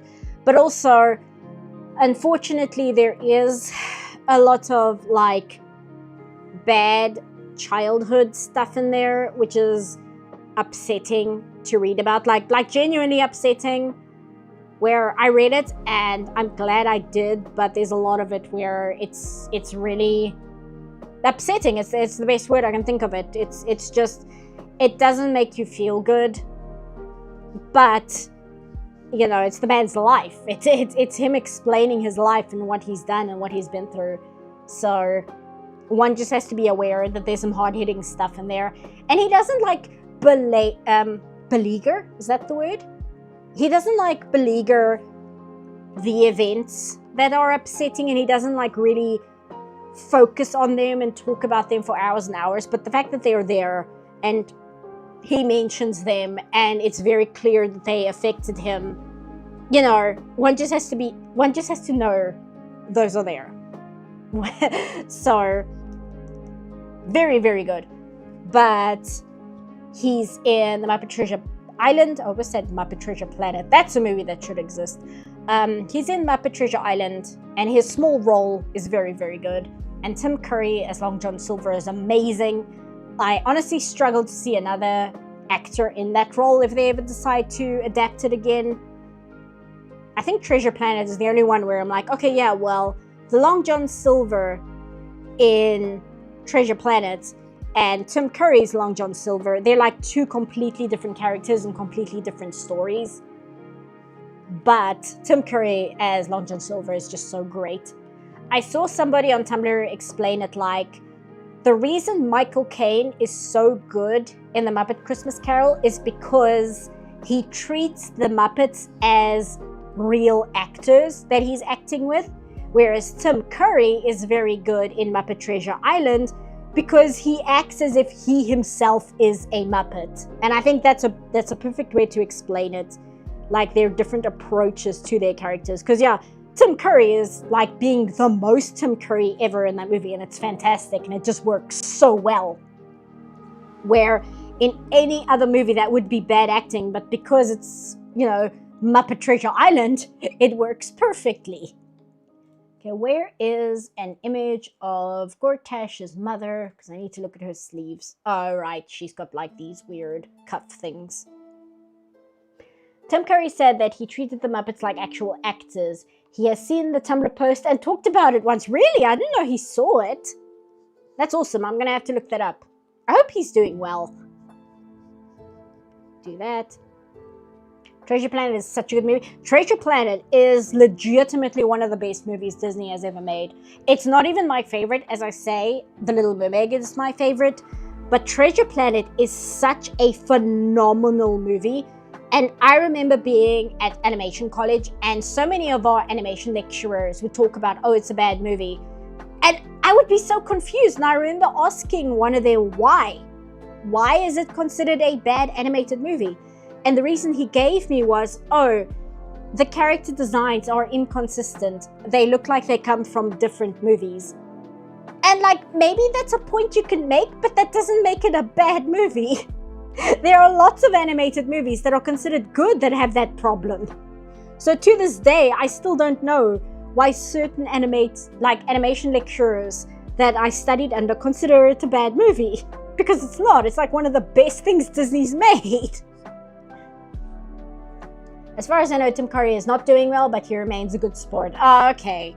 That's a shame, but I'm glad he's taking it in stride. This movie is great, except for this one thing, so 2 out of 10. Yeah, it's bizarre. And I wish I was young, right? So I didn't want to push my lecturer about it, but I kind of wish I did. I kind of wish I tried to get a better explanation out of him. Because at the time, it's oh, okay, that's his answer. I will accept that because he's my lecturer. But now as an adult, I'm it doesn't make sense though. It's not a good reason to say the movie is bad. Because I'm trying to think, well, Who Framed Roger Rabbit? That's an example. I know that those characters are based off of pre-existing cartoons, but a lot of those clash and are inconsistent. And Who Framed Roger Rabbit is one of the best animated movies ever made.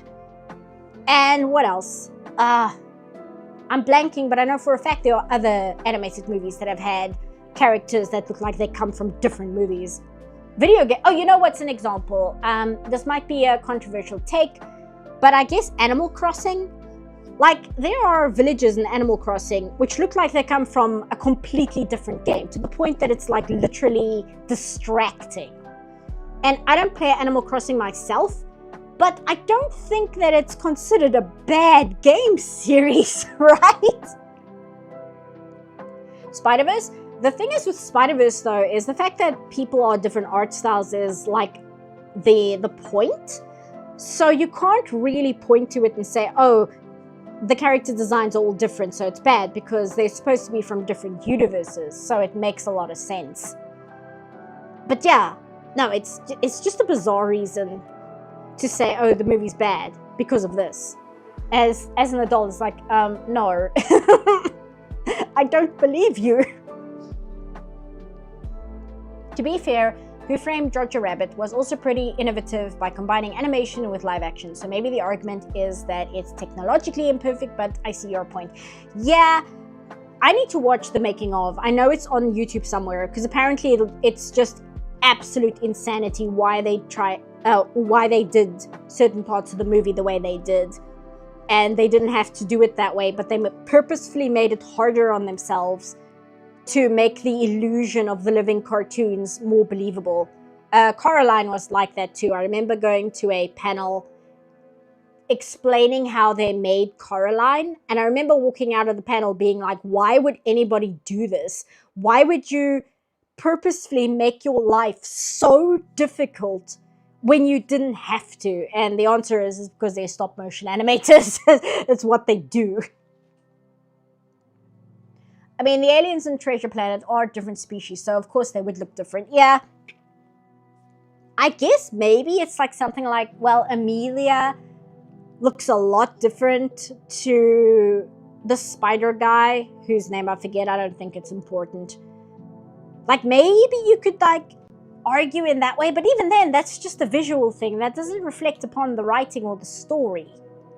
It's just, oh, the visuals are a little off, you know? And I mean, I've watched stuff that I think look awful.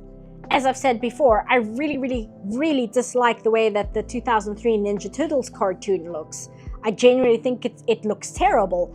But for a very long time, it was like my favorite show, and I was obsessed with it just because it was written so well and the characters are so interesting. I love Animal Crossing New Horizons for the Switch. Don't badmouth it in front of me, but feel free to diss Animal Crossing City Folk for the Wii. Yeah, no, like I said, I don't play it myself, but it's just bizarre to me because I don't think people would say, oh, Animal Crossing is a bad game series because some of the villages have conflicting designs. There are other reasons why you might say that New Horizons has problems. I've watched some videos discussing it, but the conflicting art style is not a good enough reason to be like, oh, this game is bad, this entire franchise is bad. It's like, no. No. Oh, you're talking to Dana? Hey Roz. I know one complaint was Silver's design looked too human to read alien, but too alien to read as human, but at the same time, the cybernetics were pretty cool. Yeah, but I don't know.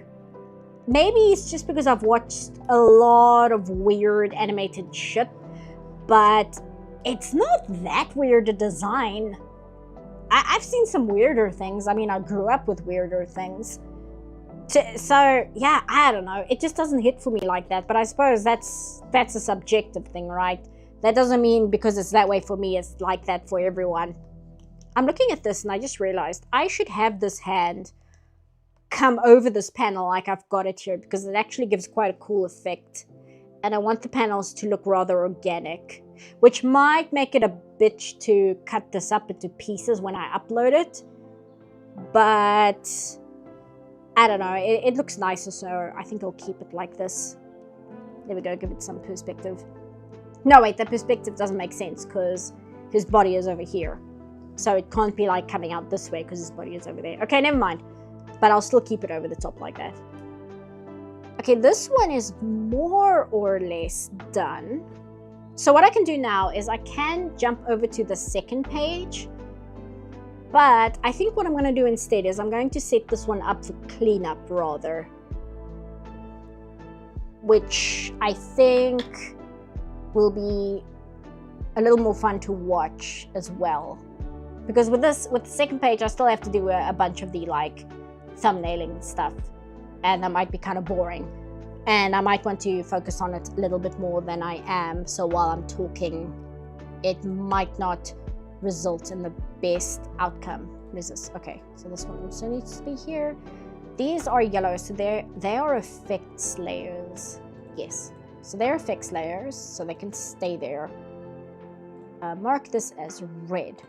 Okay, so now what we do is we duplicate this layer, turn this off, and open it. And now we're going to erase everything that is underneath everything else. And that's generally how I do cleanup when I don't feel like inking a picture, which I generally don't for comics. Generally. Jeez. I generally don't do inking for comics just because it takes too long. Inking is like my favorite part of drawing, but with a comic, it's just too labor intensive to be worth it. What is this? Okay, it's this layer. So we just erase all of this because it's underneath her clothing, so it's not important here. But her neck here is in this layer, so we want to keep that. Do this. I'm hearing the Morrowind music in the background. Has anybody tried that game that just had a demo at Next Fest? Where is it? I put it on my library earlier. Here we go. Ardenfall, which is a really, really slightly to the left way of saying Vardenfell. So Ardenfall, it looks like it's a spiritual successor to Morrowind, but I'm not too sure about its art style. I can't say I'm super excited for the very, very, like, I don't want to say cartoon. It looks a bit like Wind Waker, I suppose. So I'm not entirely sure what to make of it. Another Morrowind-like game that somebody told me about to check out, and I put on my wish list is, what is this one called? Dread Delusion. That's the other one. Apparently that one's quite good, but I haven't played either. I downloaded the demo of Ardenfell. I'm just very skeptical about the art style. I'm not sure about it.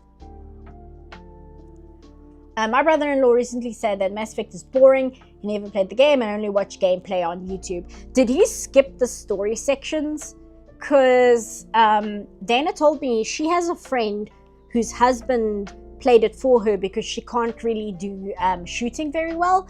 And apparently her friend's husband who was playing it, like, just, yeah, my friend's husband also said the same thing when he tried to play Mass Effect for his wife. He skipped all the side quests and said it was boring. Yeah, and apparently he didn't do like any of the dialogue. He would just run past companions and would never talk to them because he just wanted to get to the shooting parts. So is that what happened? Is that the part that happened? I want to make a Mass Effect comic of the bad ending of Mass Effect 2 where Shep dies and Joker has to save the galaxy. I never did the bad ending for Mass Effect 2. Poor Joker, man. How the hell is he supposed to save the galaxy? I mean, he probably could. It wouldn't be very healthy for him, but he could probably pull it off. He'd complain about it the whole way. Oh, poor Joker. I feel so bad. Just the concept of forcing Joker to do that is very upsetting. Speak for yourself. I think Wind Waker is a beautiful game with a beautiful art style. It is, but I'm not entirely sure how I feel about it being used for a game that is kind of like Morrowind. That's the part I'm a little skeptical about. It's not even like resistant, it's just skepticism where I'm unsure whether it'll hit the same buttons for me the way Morrowind does.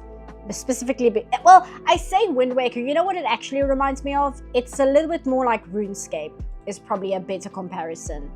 It's visit store page, here we go. Let me just look at it again. Yeah, it's kind of like a slightly higher fidelity RuneScape. That's probably a better comparison than Wind Waker. And I'm a little unsure how I feel about that in a game that's like Morrowind-esque.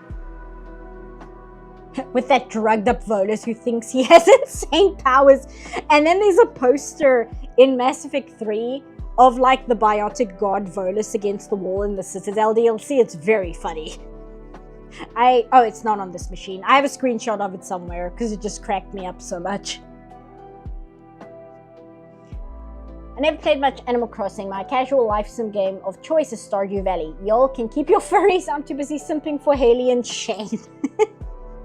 And the big like update came out recently. Apparently there are some people who are kind of annoyed that Clint is one of the new romance options, which if you haven't heard, that's like the major talking point with Stardew at the moment, is that the new romance options are Sandy and Clint. And obviously Sandy is cool, but a lot of people are kind of upset that Clint is the other option. And then I saw some people being like, oh, you're all weak, Clint is great, blah, blah, blah.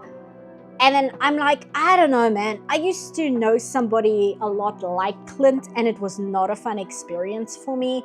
So I kind of get the lack of enthusiasm for having Clint be one of the options. I kind of get it. I didn't think about that aspect. That could either look really cool or super uncanny for a game like Morrowind. Yeah, like, I guess another game it kind of reminds me of, if I look at the screenshots here, maybe Ultra Kill? It's in a weird space here, but it hasn't officially released yet, because obviously it wasn't next phased, right? This is definitely going to be the final art style, because I think it's too far in development for them to change gears. It's just a little strange to me, and I think the reason why it throws me off is because I really like the environment that Morrowind has. Did I take screenshots recently that I can throw on screen? Let me look. Just wait for my screenshot folder to reload. Yeah, here we go. I did this one recently. Like, I just really like Morrowind's atmosphere. This is just the Bitter Coast region. Obviously, this is modded to hell and back. This is not the way the game looked in 2002. But I really like the environment. I like the atmosphere. I like the sound design is really cool. And I like the feeling you get when you walk around the wilderness in Morrowind by yourself. Whereas the art style in this game, I'm not 100% sure of. I'm gonna copy one of these so I can show what I mean. Geez, this is on the Steam app. Let me go to the store so I can grab a screenshot. I think it's spelled like that. Ardenfall? Yes. Okay, screenshots. Here we go. Copy image. Go back to live stream. So this is the Ardenfell. And like, it's not that it looks bad, because it doesn't. It looks good.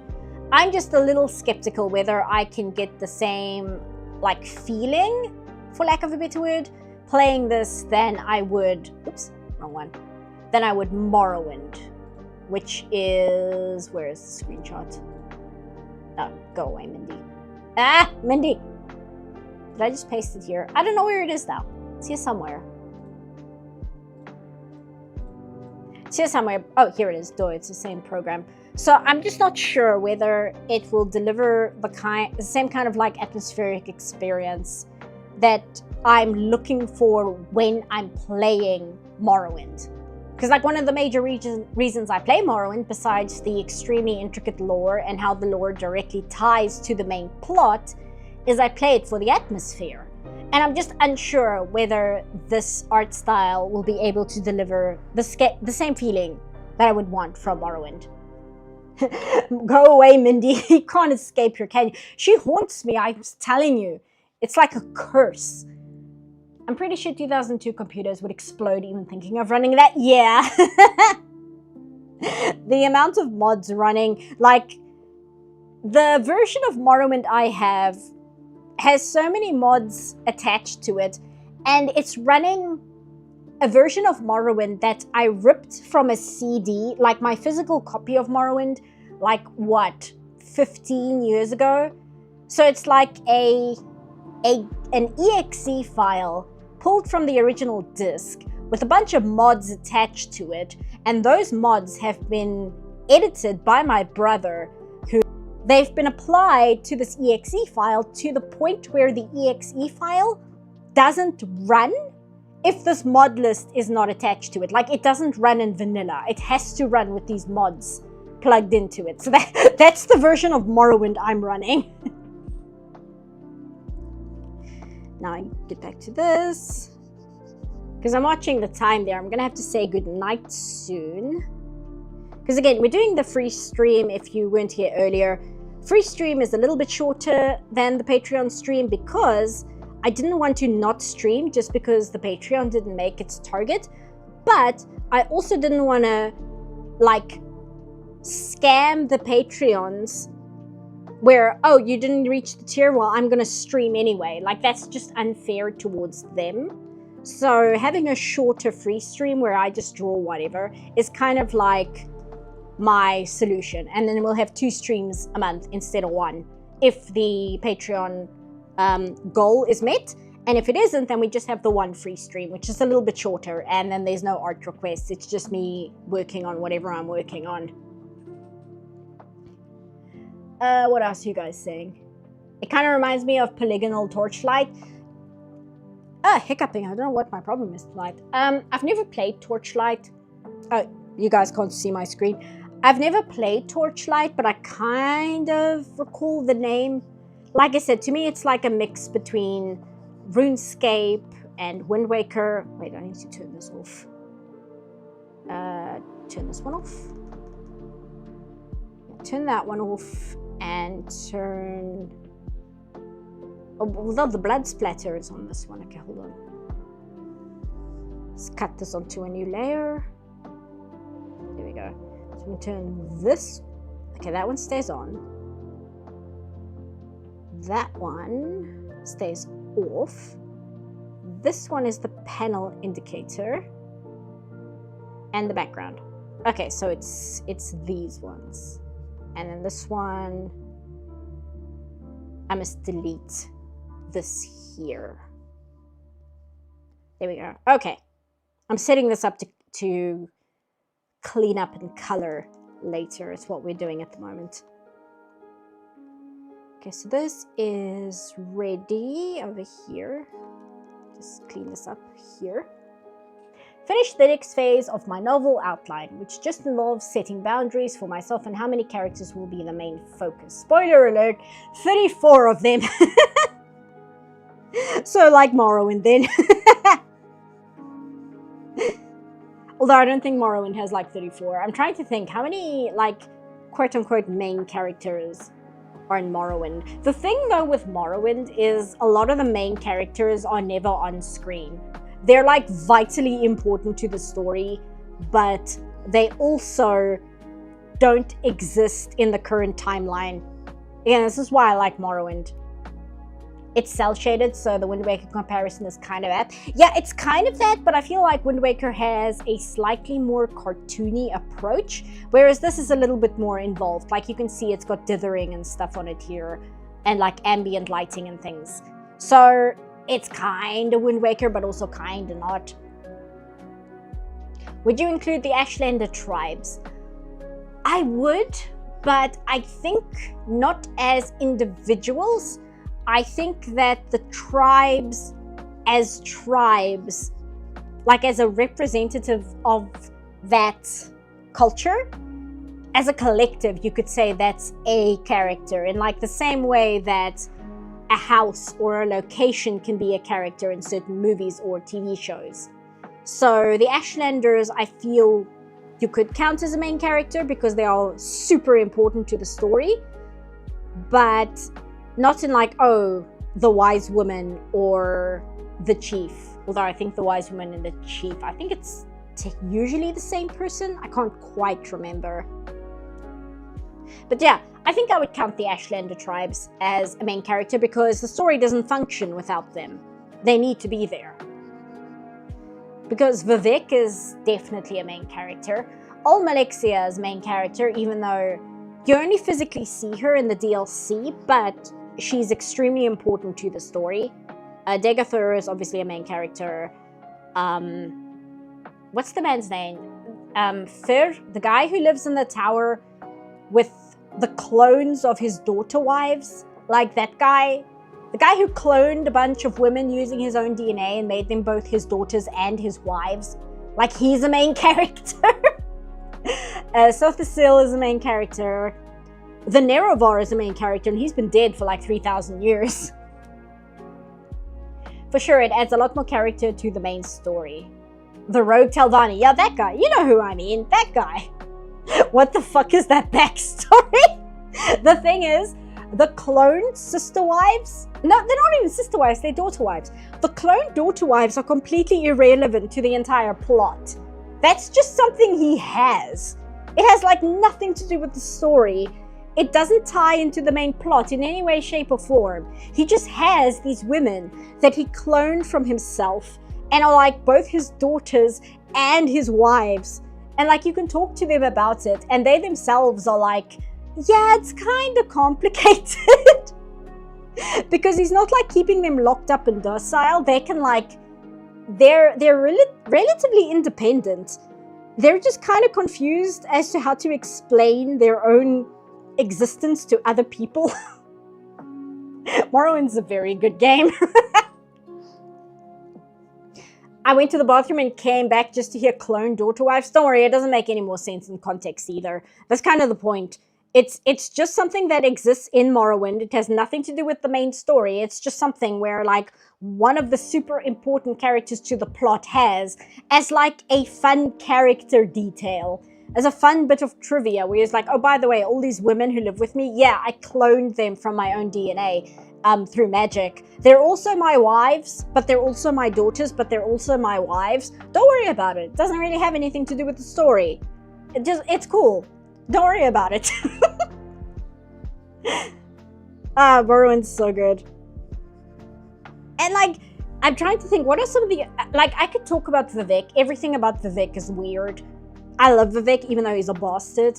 But I think if I were to explain everything about Vivek, like, YouTube might demonetize the stream. Just because it's so insane. But yeah. Yeah, Morrowind has a lot of characters. It has a lot of, like, moving parts. And it's also why I don't really enjoy games like, Skyrim is fine. Skyrim is fun to play, but I don't consider it particularly good in the same way I do Morrowind. Like, Skyrim is just kind of a time waster game. And I don't like Oblivion. I've often said that I'm Oblivion's biggest hater, and I stand by that. And why is my little window here frozen? I hope I'm still streaming. Let me know. Maybe it's YouTube's way of telling me, shut up, stop talking about Morrowind. Because my window is frozen over here. I'll just keep yapping, and hopefully you guys can tell me whether I'm still online or not.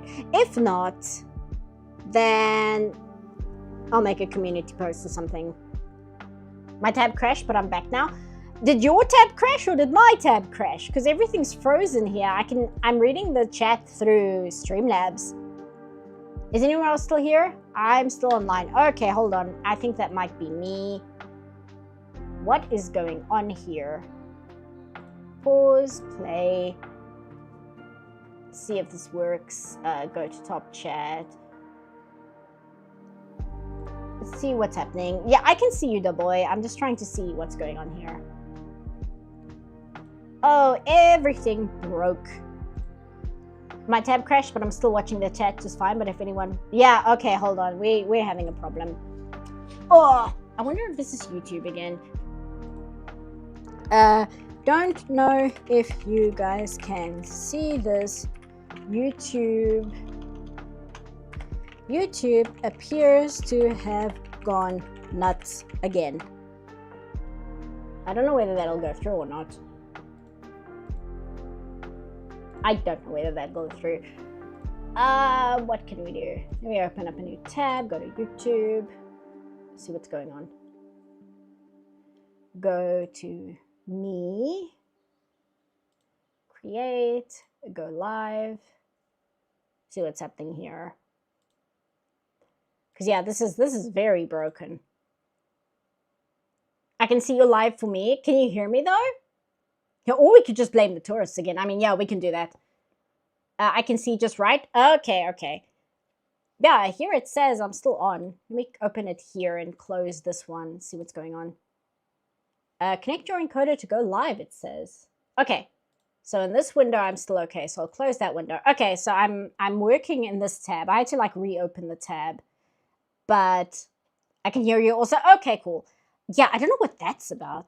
That seemed like something on YouTube side. I know a few days ago, YouTube went crazy for a little while, where anything written in English was marked as spam. So nobody could chat anything to anyone else unless they typed in a completely different language. And I remember Dana had trouble with that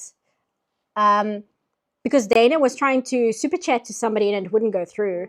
And then I watched a stream of a reactor I watch, and nobody in his chat could talk unless they spoke in a different language. So his entire chat were like speaking French, and he himself only speaks English. So it was very, very funny. So I don't know whether YouTube's just gone nuts again. It does that sometimes. Sometimes it just goes insane and we can't explain it, but then it fixes itself and all is good. If you're forced into logging off, I'll voice my appreciation for the 2 hours, which still gives the room to prep for the night, on account of EST still being in broad daylight. Oh, that's good.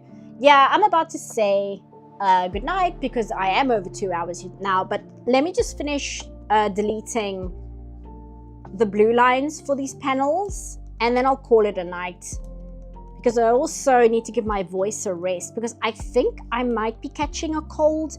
I started going to the gym, and I have a trainer, and we've been doing like exercises in the pool, and I've gone twice last week. I was supposed to go 3 times, but I only went twice because I didn't have time for the 3rd time.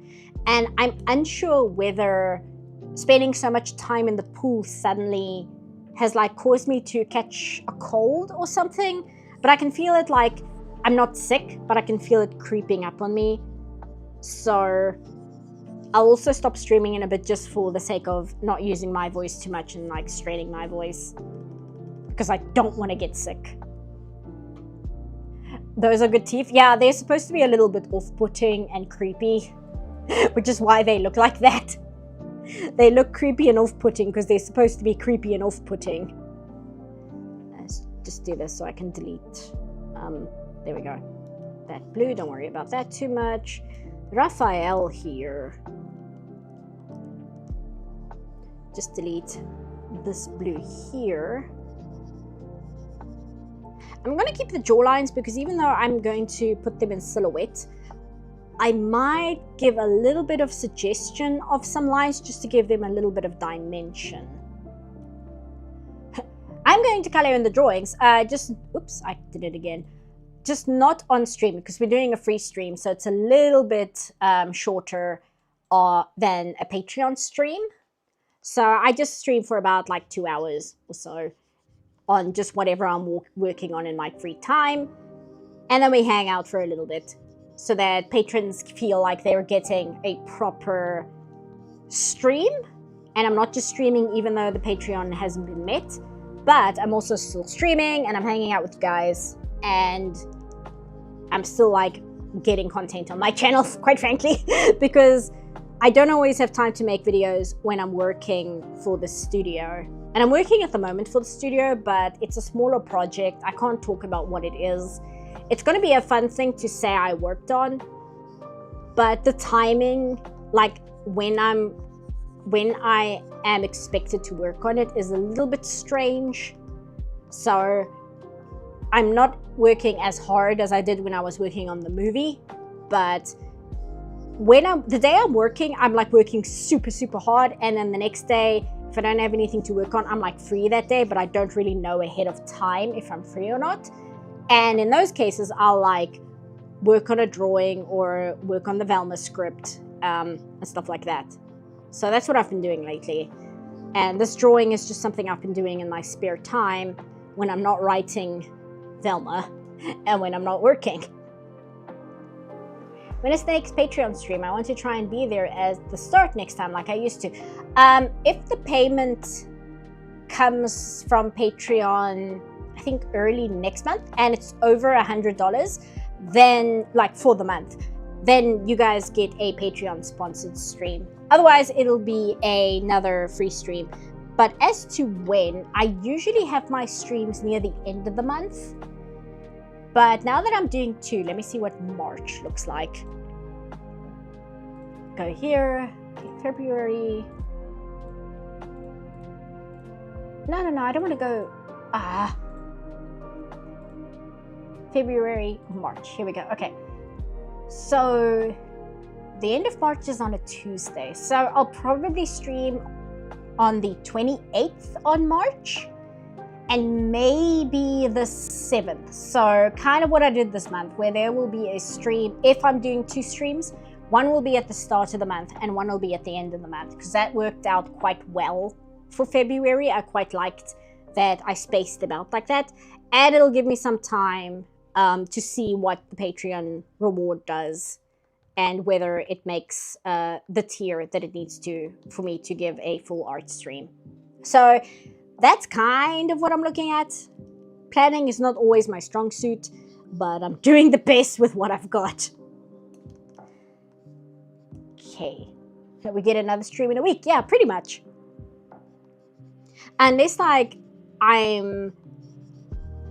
have to work the weekend for a deadline for the studio, but I can't know that ahead of time because it's very touch and go, like, oh, this week, this day, this much attention is required, this day, this much attention is required.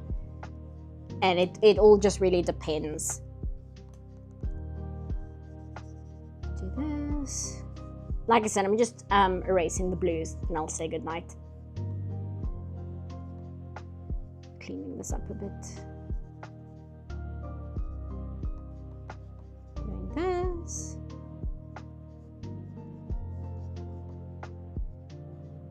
Doing that. Like this. These hands require actually a bit more attention than I expected, but I'll finagle it later. Okay, that's that. That's all the blue, and we'll do the red because it's literally just the blue layer as well. I just put it on another layer so that characters that are interacting aren't on the same layer, because then when I want to make adjustments, it's essentially impossible to do if everything's just on the same layer. Oops. There we go. Okay, that hand is fine. This leg can go. This can go, this can go, this can go. All of this, actually all of this can go. Just go away completely. And then we just need to keep the hand here.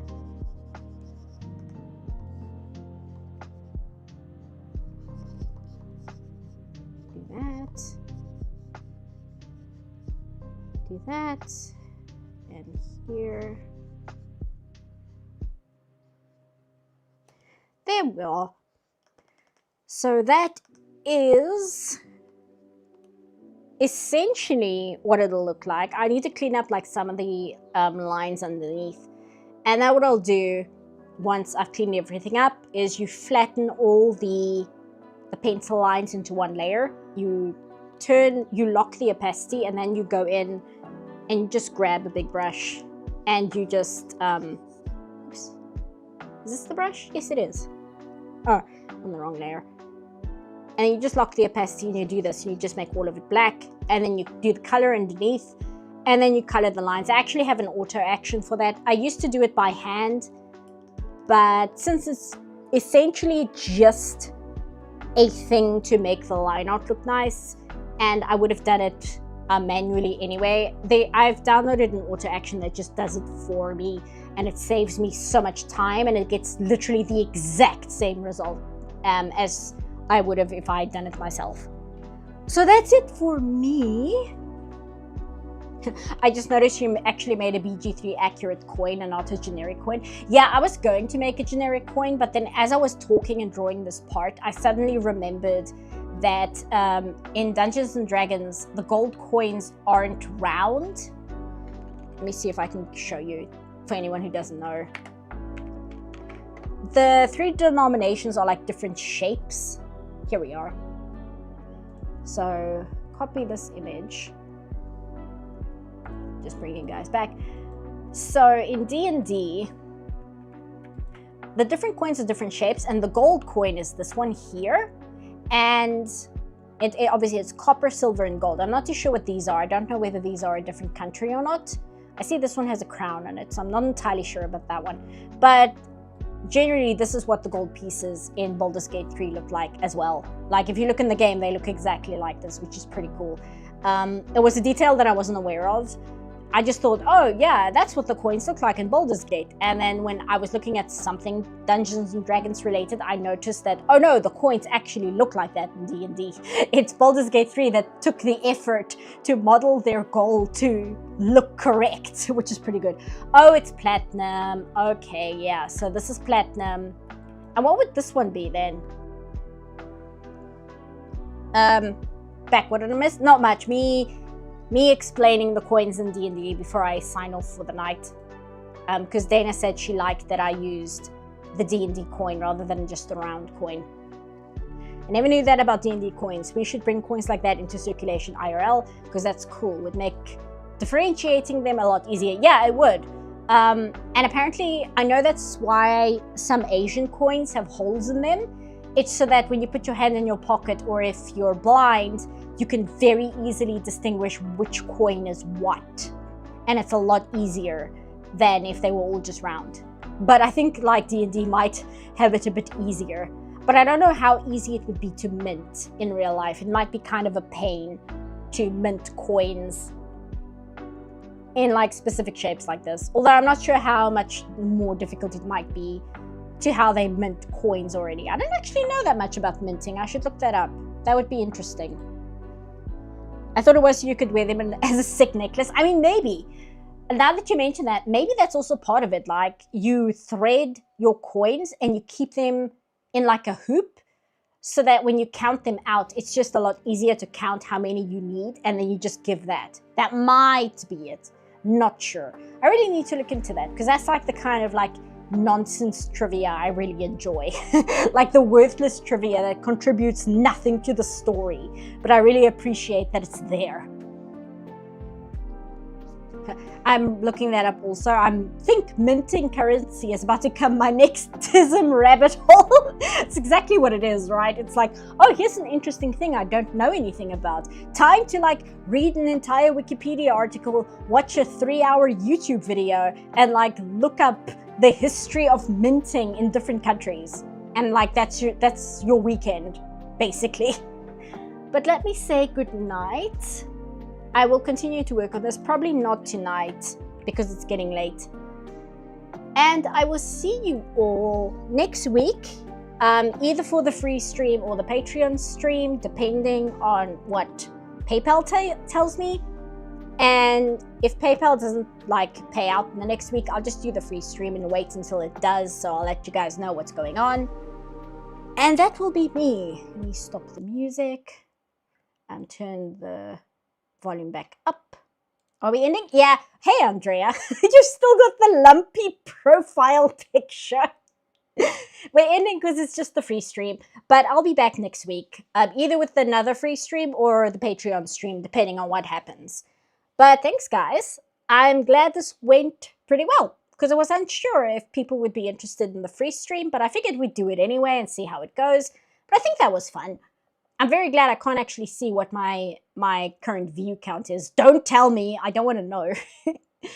But that was cool. And I liked interacting with chat. It's always fun to talk. And I'm not just sitting here awkwardly talking to myself. And I did that once because my chat didn't read 20,000.